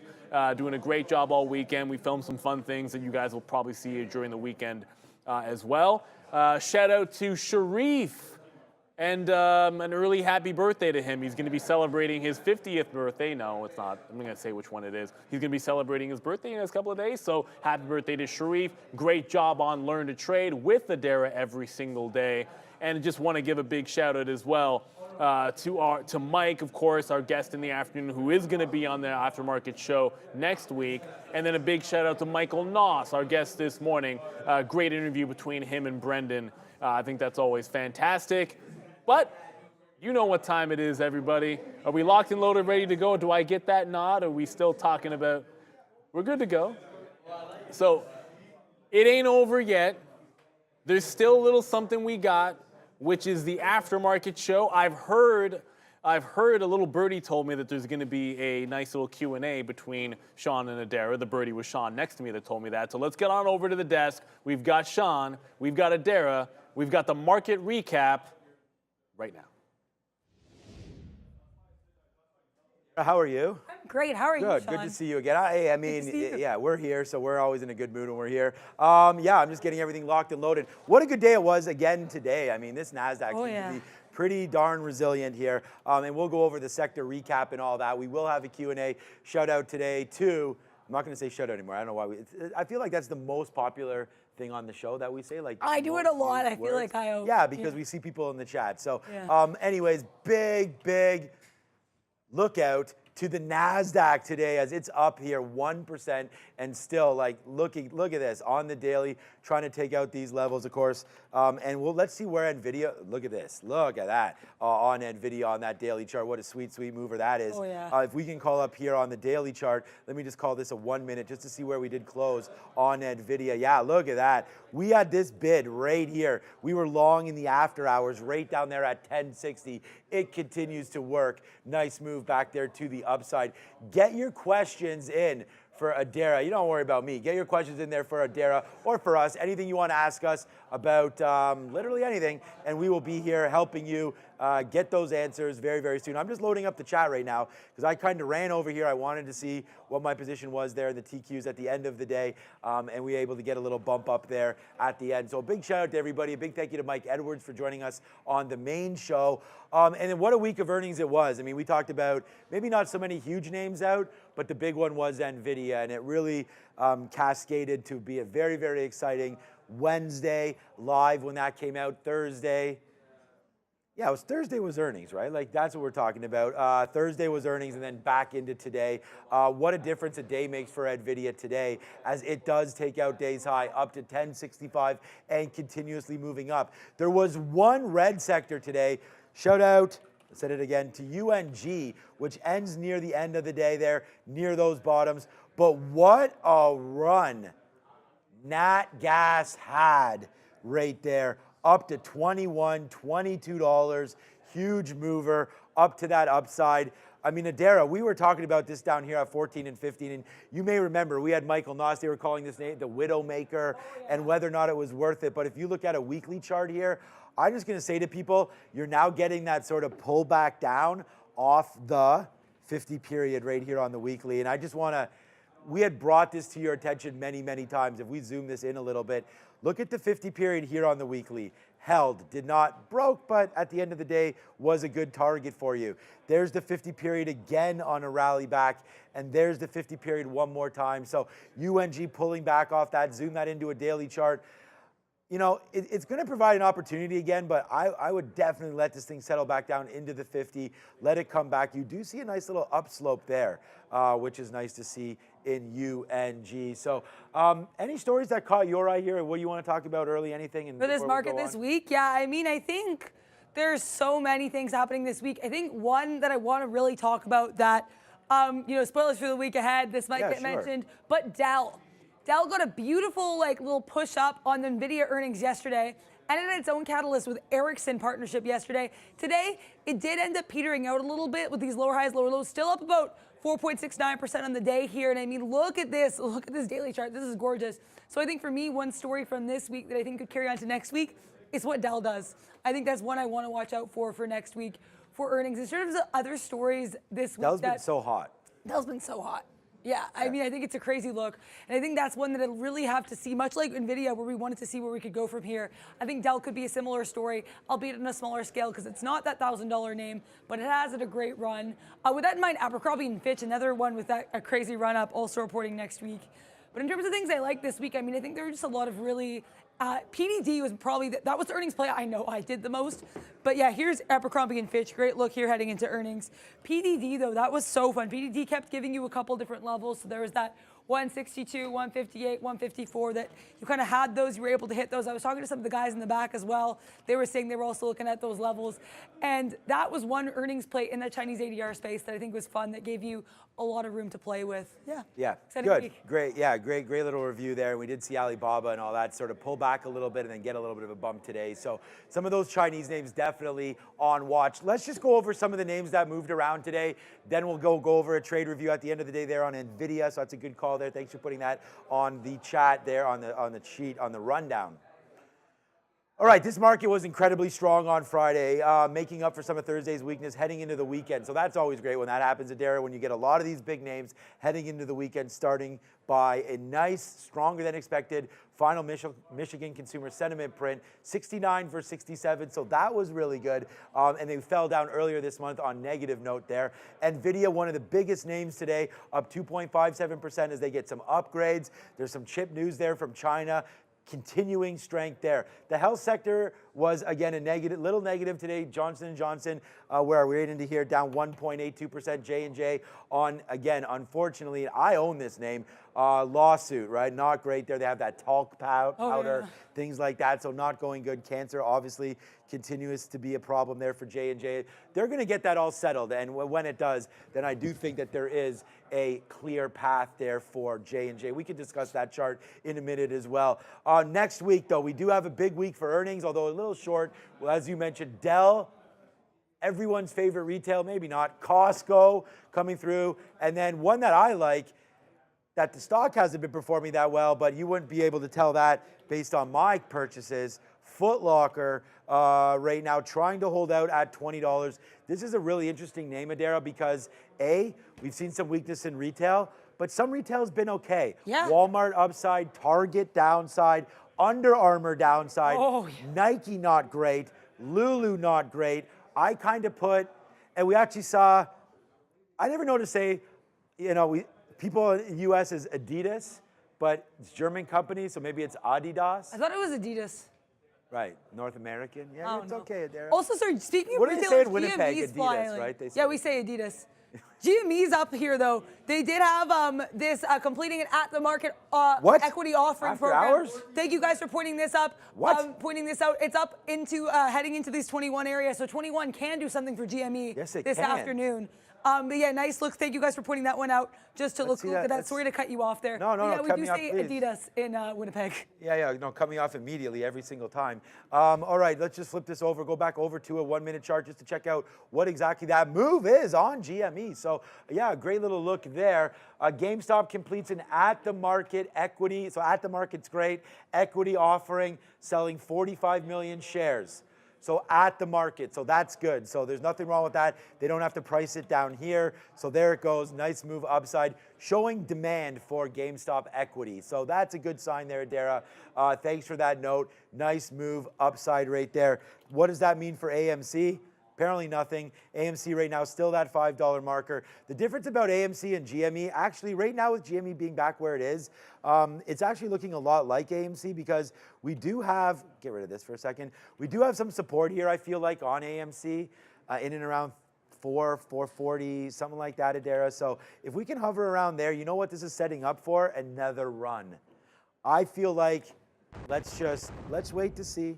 I feel like there is another squeeze coming here. So I don't have anything to write down right now, which is fine, I don't need to. But on Monday, I want to make sure on Tuesday, I might just come in on Monday. Just Why like not? pretend Why to not? trade. Yeah, I'm going to trade some Canadian banks. Oh, TD. TD, I'll short that thing. All right, right here, 20. The thing about, I used to come in on Canadian holidays, actually, on US holidays, trade Canada. But the thing is, Canadian markets volume is pretty dead to begin with, let alone imagine when the US market's not trading. So it's just less traders. Much less liquidity and many less traders, less volume. You know what you can actually trade on Monday? You could trade the European markets because they're going to be pretty hot too. So you can watch out for those coming through. So watch out. They have Volkswagen over there, Stellantis, many names that are very similar to how we trade over here. You can go ahead and trade some of those European names. Shout out to my friends over there at Finico Bank. So we'll talk about that a little bit. But there's GameStop. So anyways, that's the daily chart. Looking on the 1 minute, still holding out. Forget about all these moves down. Those didn't happen. Still holding $21 right now. Nvidia, another look quickly in the aftermarket, up to $1,067. $1,067. Still gonna keep forgetting about that. Like the thing is, we only have to wait till June 10th, and then this thing goes down to 100. And then I can trade it again, so I'm Exactly. excited. Yeah. Wait a second. What are they gonna do to NVDL then? They're gonna have to figure that out. They're not gonna go 10 to 1 on that, I wouldn't imagine. Yeah, I don't know. Another name that has split love in it. Oh, this already did split, right? Salesforce. So this name, it's going to look different on our charts now, but this name announced split, and then now it's downside. This name could be bought as well. Or that's Salesforce. What You am I mean doing? CMG? I'm like, CMG did split already. There it is, CMG. What did I type in? You said CRM. CRM, but they We had report just next talked week, about so that's why you Salesforce. thought that. Yeah, Yeah, it makes sense. I'm like, what is Chipotle doing at $270? Okay, so let's talk about this real quick because it's actually good that it hasn't happened yet. So they announced the split right here. They break above 3,000. They get that split love 1 day, 2 days, and it was on earnings. So exact same as Nvidia. They start to create some highs. And now remember, if the catalyst is a split, that's not something that you should be going long on too far after that announcement because it sort of takes it away from the sales there, like the win from the sales. It's going to split down 10, this one, is it 10 to, no, 30 to 1, I believe, on CMG. So that drop down does not affect, yeah, because it's a $3,000 stock. So they're going to bring this down to $100. And the thing is that it's not going to affect the valuation of the stock. 50 to 1. 50 to 1, so even more than that. Okay, good job there, Dara. Thanks for getting that. So I feel like CMG right now is vulnerable for a move back into this area. So watch out for that. Does it say the date? It's coming up, right? It was a long-winded. It's after Nvidia's. It's late Right. June. I'll get you guys the Okay, exact so story. anyways, that's going to be another stock there. We did have Walmart as well. Again, that split brought it down from 180 down to 60, and then eventually you get the break. But look, it didn't break until earnings. So just be careful about some of that split news. And I was always wondering about this. Why did Nvidia bring this now? They could have split it last quarter, the quarter before, or any other quarter. They choose now to do that. So I don't know if there's some sort of conspiracy theory there. Obviously, it's continuing to go upside, but it just does give that extra little push to the long. So remember, Jensen is now like, I think he's worth like $100 billion. Oh, yeah. Maybe even more than that. He's So got a pretty you have penny. to look out at some point for insider selling, although I don't think that guy's going to be selling very many shares at all because it's just one of those things, see it to fruition. Congratulations, anybody. Oh, yeah, and today, good note there, last day of T+2 settlement. I don't know what that means, though. So we go to T+1 now. So your trades, what that means is trades plus 2 days. So the minute that you settle your account, so if you're trading Nvidia and you flatten your position today, funds will not show up into your account for 2 days. Oh, okay. So they have to clear. Okay, that's So that changes. So what there was not much market movement when we went T3 to T2. So I don't expect much movement here, T2 to T1. It definitely doesn't affect anything in our business. Probably not much of yours either. But just look out for that. Could add actually more liquidity in the market than not. I'm surprised XBI down. Did we have a down day in Moderna today possibly? No, up day in Moderna. So XBI, the biotech, we'll have to find out what's creating that. J&J. Yeah, but J&J is not a huge buy. I don't know what the holding in it. Maybe that is what it is. But again, down 0.5%. I still like XBI as a possible play there. So, all right. What else? Any other interesting sectors today? Oil finally catching a little bit of a break, trying to bounce off the 200 period moving average. So look at USO coming through there. I choose to trade XLE instead. The energy sector fund. So for me, that's a better energy play for me, but that is really starting to pull down as well. I've been getting some out up here. I don't really want to wait for this, but $88 could be another buy zone there for that. Just looking, Spiders continues its high. Nothing's at the 52-week high anymore or all-time highs, but we're still right there on all of these plays. So I want to thank everybody for joining us again here. GameStop raised. Yeah, we already had that story. So again, because it was at the market, I feel like that's a great little spot. Jeez. Adara. 21 did something for GME. Yeah, and it's now 22 is doing something for GME right now, up to 22, 22.40. We are really starting to go. Oh and again, the news is that they hit an at-the-market equity program that was fully funded and supported. So GameStop right there, got it good. Nice move to the upside there. It's nice to see that they're supporting the equity of this. It's not just like apes heading in there, buying up options, creating the squeeze to the upside. We now have an actual position being taken here in GameStop. Now, I don't know who bought them, but it's a nice move to the upside. And I already said even before this, we were talking about potential squeeze number 2 coming through, and I was basing that just on this. AMC fell back in from a dramatic top, fell right back into $5, and now seems to be holding this 4.50 area, which I like. So when that's going to happen, it just takes one more positive talk, and there goes GameStop. But again, a short float of only 21%. What is GameStop's? Maybe 24. Everything can't be 21, Adara. Like, I know that's like... I thought it was 21. I legitimately did think it was 21. I'm sorry. GameStop moving. I mean, that's all that matters. So thank you, everybody, for joining us here. Yeah, 24, 21, same difference. All right, let's go, man. $23 is a key level, people are saying. Yeah, and I agree with that. Look at this on the daily chart. Just come over here quickly, Fabian, and then we'll get off and we'll go and talk about some questions. But that's that level. You're right. Who was that in the chat? Right here. Shout out to people that are in the chat with us right now. Yeah, Lee Wags, Delonte, everyone's there. Oh, Daryl. Hey, shout out my guy Daryl there. Big trader, Daryl, definitely looking at some of these plays. So there it is right here. There's GameStop, that's 23. That was May 20th. We hit $23 there on GME. So let's see what winds up happening right there on that equity little bump there. All right, there are some questions filing in here. So thank you to Bears vs. Bulls. And now we'll do Trader Talk. This is Trader Talk with Adara and Sean. So, all right, let's go here and figure this out. This show, by the way, will not be any longer than 4:30, Adara. Okay. So get ready to fade to black, Fabian, no matter what's happening, because I got to get my, you know what. You know, it's only like 7 kilometers from here I have to go. It's Really? like, that's like a bike ride. It is. You know how long that takes? In Try to Toronto? get across the city, basically. So I got to go from here to Hyde Park. This is going to probably take, yesterday it was like 50 minutes, 50. I would have guessed 30 max. That's crazy. Yeah, that's what it's supposed to take. Let's see, maybe less people working today. Let's see if we get a little bit better. Okay, here we go. The first question, I'll take it, and we'll figure this out. Yeah, you can do that, sure. All right, so we're going to stay on my screen as we start dropping off some of these questions. All right, how are you guys doing averaging when the market is going against you? So here we go. So I'll just drop this. We got to stay on this screen for a minute because Fabian's going to be busy just figuring something out over there. So this comes from, Raghavendra Rao. Raghavendra.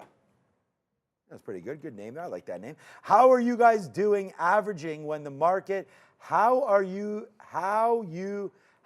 guys are doing averaging when market is going against you? Okay, so I mean we could talk about that just real quickly. So I think a good example here would be, oh, my software didn't even load over here. Okay, so we'll get that going in a second. I thought it did, my bad. Let's look at Nvidia and the trade of the day that we were gonna do anyways off the trade review. Nice. So we'll go to next topic. There we go. Okay, perfect, that worked. Hey, that worked. That works. Good. Doesn't Okay. matter. All right, so let's go over to the 1 minute chart. Let's talk about averaging in real quick. So this Nvidia trade, we bought this Nvidia trade against this move right there. That bottom of 1057 or so, we were buying it. Nope, sorry, that's the wrong, it was right into here. It was this move of 1050. So you see this high right there? That's the level that when we broke it, it ramped, okay? So we were using this level here of 1050. Not only is it a very key level psychologically, but it's also one that we've held. So when you're trying to average in a trade that goes against you, we bought this dip right here, Adara, because it was the bottom right there, okay? So now if I'm gonna average in, I have to average in against something. So this average level right there of 1050 would have been the next fill, and then we're underneath, or we're above in this situation, a 200 period moving average. So for me, if you're gonna average into something, you have to have an out, and two parts there. Find something that's at support or resistance that you can average back into that makes sense, that you've seen hold before, and then as your big time out, for me, the 200 period moving average, even on the 1 minute chart, and as you can see, it held it here. So if we broke up here, then that would have been my out. So again, have an out. I hope that helps answer your question. I think it's very important that we all have outs when we average in. Oh, yeah. But how do you average in against a volatile market? Wait for past support and resistance levels to hit. Make them those your levels. Be very patient, especially in a market that rips around like that. Okay. All right, what would you recommend here? I'm gonna ask this to Adara because I have so many thoughts on this and I've asked this about 1,000 times and I've answered it many times. Cool. So Adara, now that you've been trading for a while, we're gonna find out from Kendall Lopez. So Kendall Lopez is here. Adara, she or he, I guess, is 19 years old. What would you recommend to perfect in order to become a successful prop trader on a floor? So I want to say I'm very new to trading. I initially wasn't even going to be trading at all, and I fell into it. But I want to say, as someone who I feel like I had I feel like at a turning point this week in terms of realizing what I need to do. So in terms of, to answer your question, what I would like to kind of say here is that I think you really need to work on realizing you are going to take losses, but A, can you minimize those losses? B, are you taking trades that you like in the beginning? Are you taking trades for the right reasons for you? And C, are you able to then also make winners on trades that you really, really like? So yesterday I had my best day since going live, and it was just from taking trades that I really liked, that I thought made sense. And even today, I had another good day, but I undid a lot of my wins because I kept taking really trades on AMD.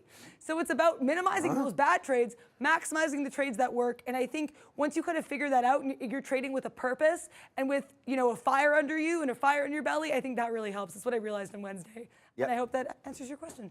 There was actually a part 2 of the question from Kenna Lopez, and she asked, what do you recommend? I'm not going to put, well, I can put it in here, why not? What do we recommend for traders on prop floors? So maybe what are some traits? And I know you just mentioned it as well, but it's the same question. I just think patience, you got to have that killer instinct. Oh, yeah.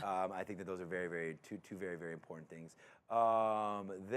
Okay, you have any questions for me? I'm just reading through some of these. Okay, go ahead. I have kind of a fun one. Okay, so Jensen Huang did found Nvidia in a Denny's. If you had to found a company in any restaurant chain, what would you pick? I know this is a really weird question, but I think it's fun for a Friday. Man. Who would have thought Nvidia came from a Denny's, Yeah, so he's sitting down, he's chilling out with people. So I think any sort of a great idea that I would have would probably come from having some sort of a beer in front of me as well. So just chilling out. So I think he has to serve something. Yeah. So I don't know if Denny's has alcohol or not there. But any restaurant chain? Or restaurant period, whatever. I'm curious, where you think ideas would flow. I know it's a weird question, but. Yeah, no, it's. I mean, I was just gonna say just any kind of random. I was trying to think of a chain now. Yeah. Because that was the question. So if I could sit somewhere and chill out and just relax, it would have to be on a patio somewhere. Okay. So I'm gonna just go with Wingstop. I like that. Yeah, because we had wings here. We had a lot of good vibes. We had you burned your mouth apparently on those habanero ones. But no, I think hanging out. So what I get from that question is, and I think it's a great one. It's a fun one on a day like today. I think you have to be in a comfortable zone. And I think that's probably what they were at Denny's, right? They're probably just chilling out, thinking about it. I don't know the full story, but I would say, yeah, Wingstop. Good food, good TV, right? Yeah. Probably some sports on, so I'd be feeling it. I'd be in the zone with a nice cold pint. Pint in a patio would be really nice. So that would be me for sure. So, all right. A good question from Monty G, I feel like right here. When should you give up on trading? So shout out to Monty G there. I don't know if, I know this is probably a serious question because a lot of us have these doubts. I know that there's a lot of traders around here that often have those doubts. And I think it's going to be, again, a very similar question and an answer. But if you're not passionate about something, then you have to give it up. Yeah, I agree. Right? Adara, if you weren't really feeling trading or getting excited, I see you get you get excited in your chair and you have all these fun things that you do. And I think that's showing that you see something and you're excited about it, right? That's the passion that you need to have. And I think if you don't have it, that's fine. It can come and you could develop it with trading. Yeah. You definitely didn't think you'd be a trader a year ago. Never thought I would, and I love it. You didn't know what a level so 2 was or anything like that, right? So to me, Wingstop with a GameStop next door. Yeah, what's up to Boring Man? Yeah, I like to do that. But yeah, no, exactly. We'll play some. Oh, my son is super excited for GTA 6. I don't know if I'm going to let him play it. I was going to say, is he not maybe a bit young? Yeah, he'll probably be 13 or 14 by the time it comes. There will be, me too. I think I was playing Vice City maybe, not at that age because I'm old, but definitely something like that. I remember playing Leisure Suit Larry. You know nothing. That was a dangerous game, and I was definitely young on that one. But no, so I would just say honestly, try, keep trying. Don't ever just give up on something because maybe the success isn't there. But if you start to get frustrated, take a couple steps back, and at some point you got to decide, hey, is this worth all the sort of brain power? And we only have so much that we can think about. And honestly, trading is extremely stressful. I think you want to give it a go. You want to follow some of the things that we talk about. But at some point, it is worth hanging it up. And I just think once you feel so frustrated, it could be worth, honestly, Monty, just to take even a week, 2 weeks, 3 weeks, a month off, see if you miss it. And then if you do, come back. I like that. The water's always somewhat warm. Yeah, it's always lukewarm. You know, there's like always, sharks, but you know, there's it's always something. lukewarm. And I feel like, honestly, like I talk about trying to come in here on Monday. Like I love being in here. So I think that's what you have to have. And if you're passionate about something, you can be, yeah, I know we're not doing it though, Fabian, don't worry. Did you just hit fail on that? Okay. All right, so another thing, do you think RSI is useful? This is a good question from Darkest Dens. How do we use RSI, and do we think that maybe it is? I'm going in 3 minutes. You guys can stop putting your questions in there. I do apologize. I wish we could do this for longer. Yeah, it's and fun. maybe we should at some point. Hey, we have a podcast room that we could do at some point. All right, so RSI. So the only thing about RSI is, I mean, I have it down here as well. I don't really use it on a day trading at all. What I like to use RSI for is maybe to try to catch positions that I want to invest in. So like if you're just looking at Nvidia, pretend you don't see anything up here at all. You don't see the chart. But see, these RSI, like it's been holding this 30 RSI level. So if you just go back, pretend like you're not even looking at a chart. So if you bought every time it was around 30, then your first buy would roughly be at $113 there on Nvidia. If you bought again, the next time it dipped into that area, you would have bought basically the same price again, 146. There's an RSI dip right there, 410. There's an RSI dip right there. And again, RSI is dipping when the stock is going down. So the idea here behind an RSI opportunity was, to answer your question, I can't remember, it was Darkest Dens. I use RSI to buy names that I like. Like if you look at an RSI and a name that just continues to fall, maybe like a Peloton or something like that, you can't just buy RSI dip buys on like, okay, there it is, dip. Come to the chart one more time. Here's Peloton down here at the 30 level. Well, you can't just buy it every time it comes into here because then you're buying it again. Like it's always going to hit those levels. You have to like the name, which is why I use something like Nvidia. That makes sense. So instead of trading off price, you could trade off RSI levels as well. So that's something there real quick. All right, one more question, and then we could talk maybe about that killer instinct that everyone wants to know about. Adara, one more. It's in 4:29. I got to get out of here. Oh, wow. Oh, one more for you, yeah. You have one more or no? Yes, I do. Okay, so you have the good questions here. I'm just making some up here. So I don't remember if I asked you this one before. If you could coach any sport at any level, which one would you choose? Yeah, I mean, the one I'm doing is baseball. Baseball. So yeah, that would be that. And I like coaching the little kids, which I'm doing. That's fun, yeah. And it's not even something that because my own kids are doing it. You know, there are coaches in our league that hang around because they have that passion. Their kids graduate out, and then all of a sudden it's see you later. They care about it, yeah. You got to get rid of them. So you got to get rid of the kids, but you stay still as a coach. But is there a favorite sport of yours? We've never asked you. Oh, okay. I love CFL. I grew Right. up with the Winnipeg Blue Bombers, and I went to games as a kid.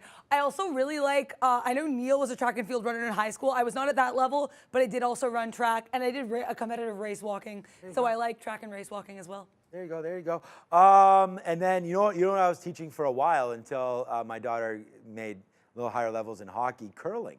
Really? Yeah, so people don't know that. Oh, I mean, okay, people that curling's watch cool. the show know that. Yeah, so I was doing curling at High Park Curling Club for a couple of years there because I used to curl back as a kid because my grandparents curled. So we got involved. All right, it's 4:30. Look, I mean, people want to ask questions about what it takes to become like that killer and everything like that. I honestly think it has to be within you, right? We talked about, you know, some of the greatest athletes that have ever lived. You know, they were really performing higher levels all the way up, and then think that the instinct just comes from performing at this level, then that level, then that level, then just wanting more and wanting more and wanting more. You have to have that as a trader. You will take hits, and we say this all the time. It's like fortune favors the bold, and if you're not going to sit in there and you don't believe in what you're trading, then you're not going to have. It's like when my guys get up there, girls. That's what's tonight. It's going to be fun, man. I'm going to be having like 29 and 10-year-old girls running around all trying to make this rep team, and I have to decide who. But yeah, my daughter's got a position on it, obviously. But anyways, I told them all, I said, you're not going to hit the ball if you don't go up there looking for a hit. Yeah, you have to put yourself in the mindset that you're going to get the trade. Like imagine gonna get you're a the ball. receiver in your example there for football, and you say, you know what, I don't really want the ball thrown at me because I'm not sure I'm going to catch it. Why are you there? Yeah, like what? But I asked what that, are you I turn around and I look around at Exactly. the trading floor and I say the same thing. It's the exact same thing. Yeah. Why are you here if you're not taking that trade? I agree, and that's a huge thing I want to say. Like, I know you were saying you've learned a lot from being in the Market Recap Show. I've learned so much from being in the Market Recap Show and listening to you, and I really want to thank you because I feel like since going live and being here, basically, I think this aligned with when I went live, when I started here, and I just think with regards to conviction, I've learned so much from sitting at this Good. desk. So Well, I thank you. appreciate that. Thank you, Adair. That's very mean it. kind of you to say that. So, all right, yeah. Drink up, drink that vodka, and no, just water. Not yet, Adair. Not yet. You're still here. All right. Hey, everyone, have a happy Memorial Day weekend. So that's all that matters. Be safe. Be with the ones that you love, because you know what? No matter what, we're back on Tuesday. Oh yeah. So the market's not going to change, but make sure you do enjoy whatever you are doing this weekend. So any plans? I'm going out tonight, although I am a little bit tired from Firegate, which I mentioned on the Right, midday yeah, show. yeah. But I'm going to go out tonight, Good. and then I think I might rest for the rest of the weekend. What about you? Yeah, so actually, we do have a few things planned. So yeah, we're gonna head out. We're gonna hang out with some friends, possibly tonight after this tryout. Chill out a little bit on Saturday, and then some family events on Sunday. So yeah, we're really awesome. excited. And again, but there are a whole bunch of things happening in between. So we're excited for that. It's the kids, right? My guy is golf tonight. Like I'm off Your to kids one are thing. so busy. Yeah, like I'm off to baseball with my daughter, and my wife's got to drop my son off at golf. And then I'm planning on going to a simulator. So there's these indoor simulators if it's raining. Okay. Yeah, I want, because it might rain on Saturday, which is kind of our day that we have nothing planned. I'm gonna go to an indoor golf simulator like with him. that. Okay. Yeah, those are a heck of a lot of fun. That's actually a great date idea as well for many of you that may be dating out there. Or date your wife or your husband, take him there. Yeah, It's just pretty go cool. out. Yeah. All right, happy Memorial Day weekend. See you, everybody. I'm out of here. That's Adair. I'm Sean. See ya. That's Fabian. See ya. Bye.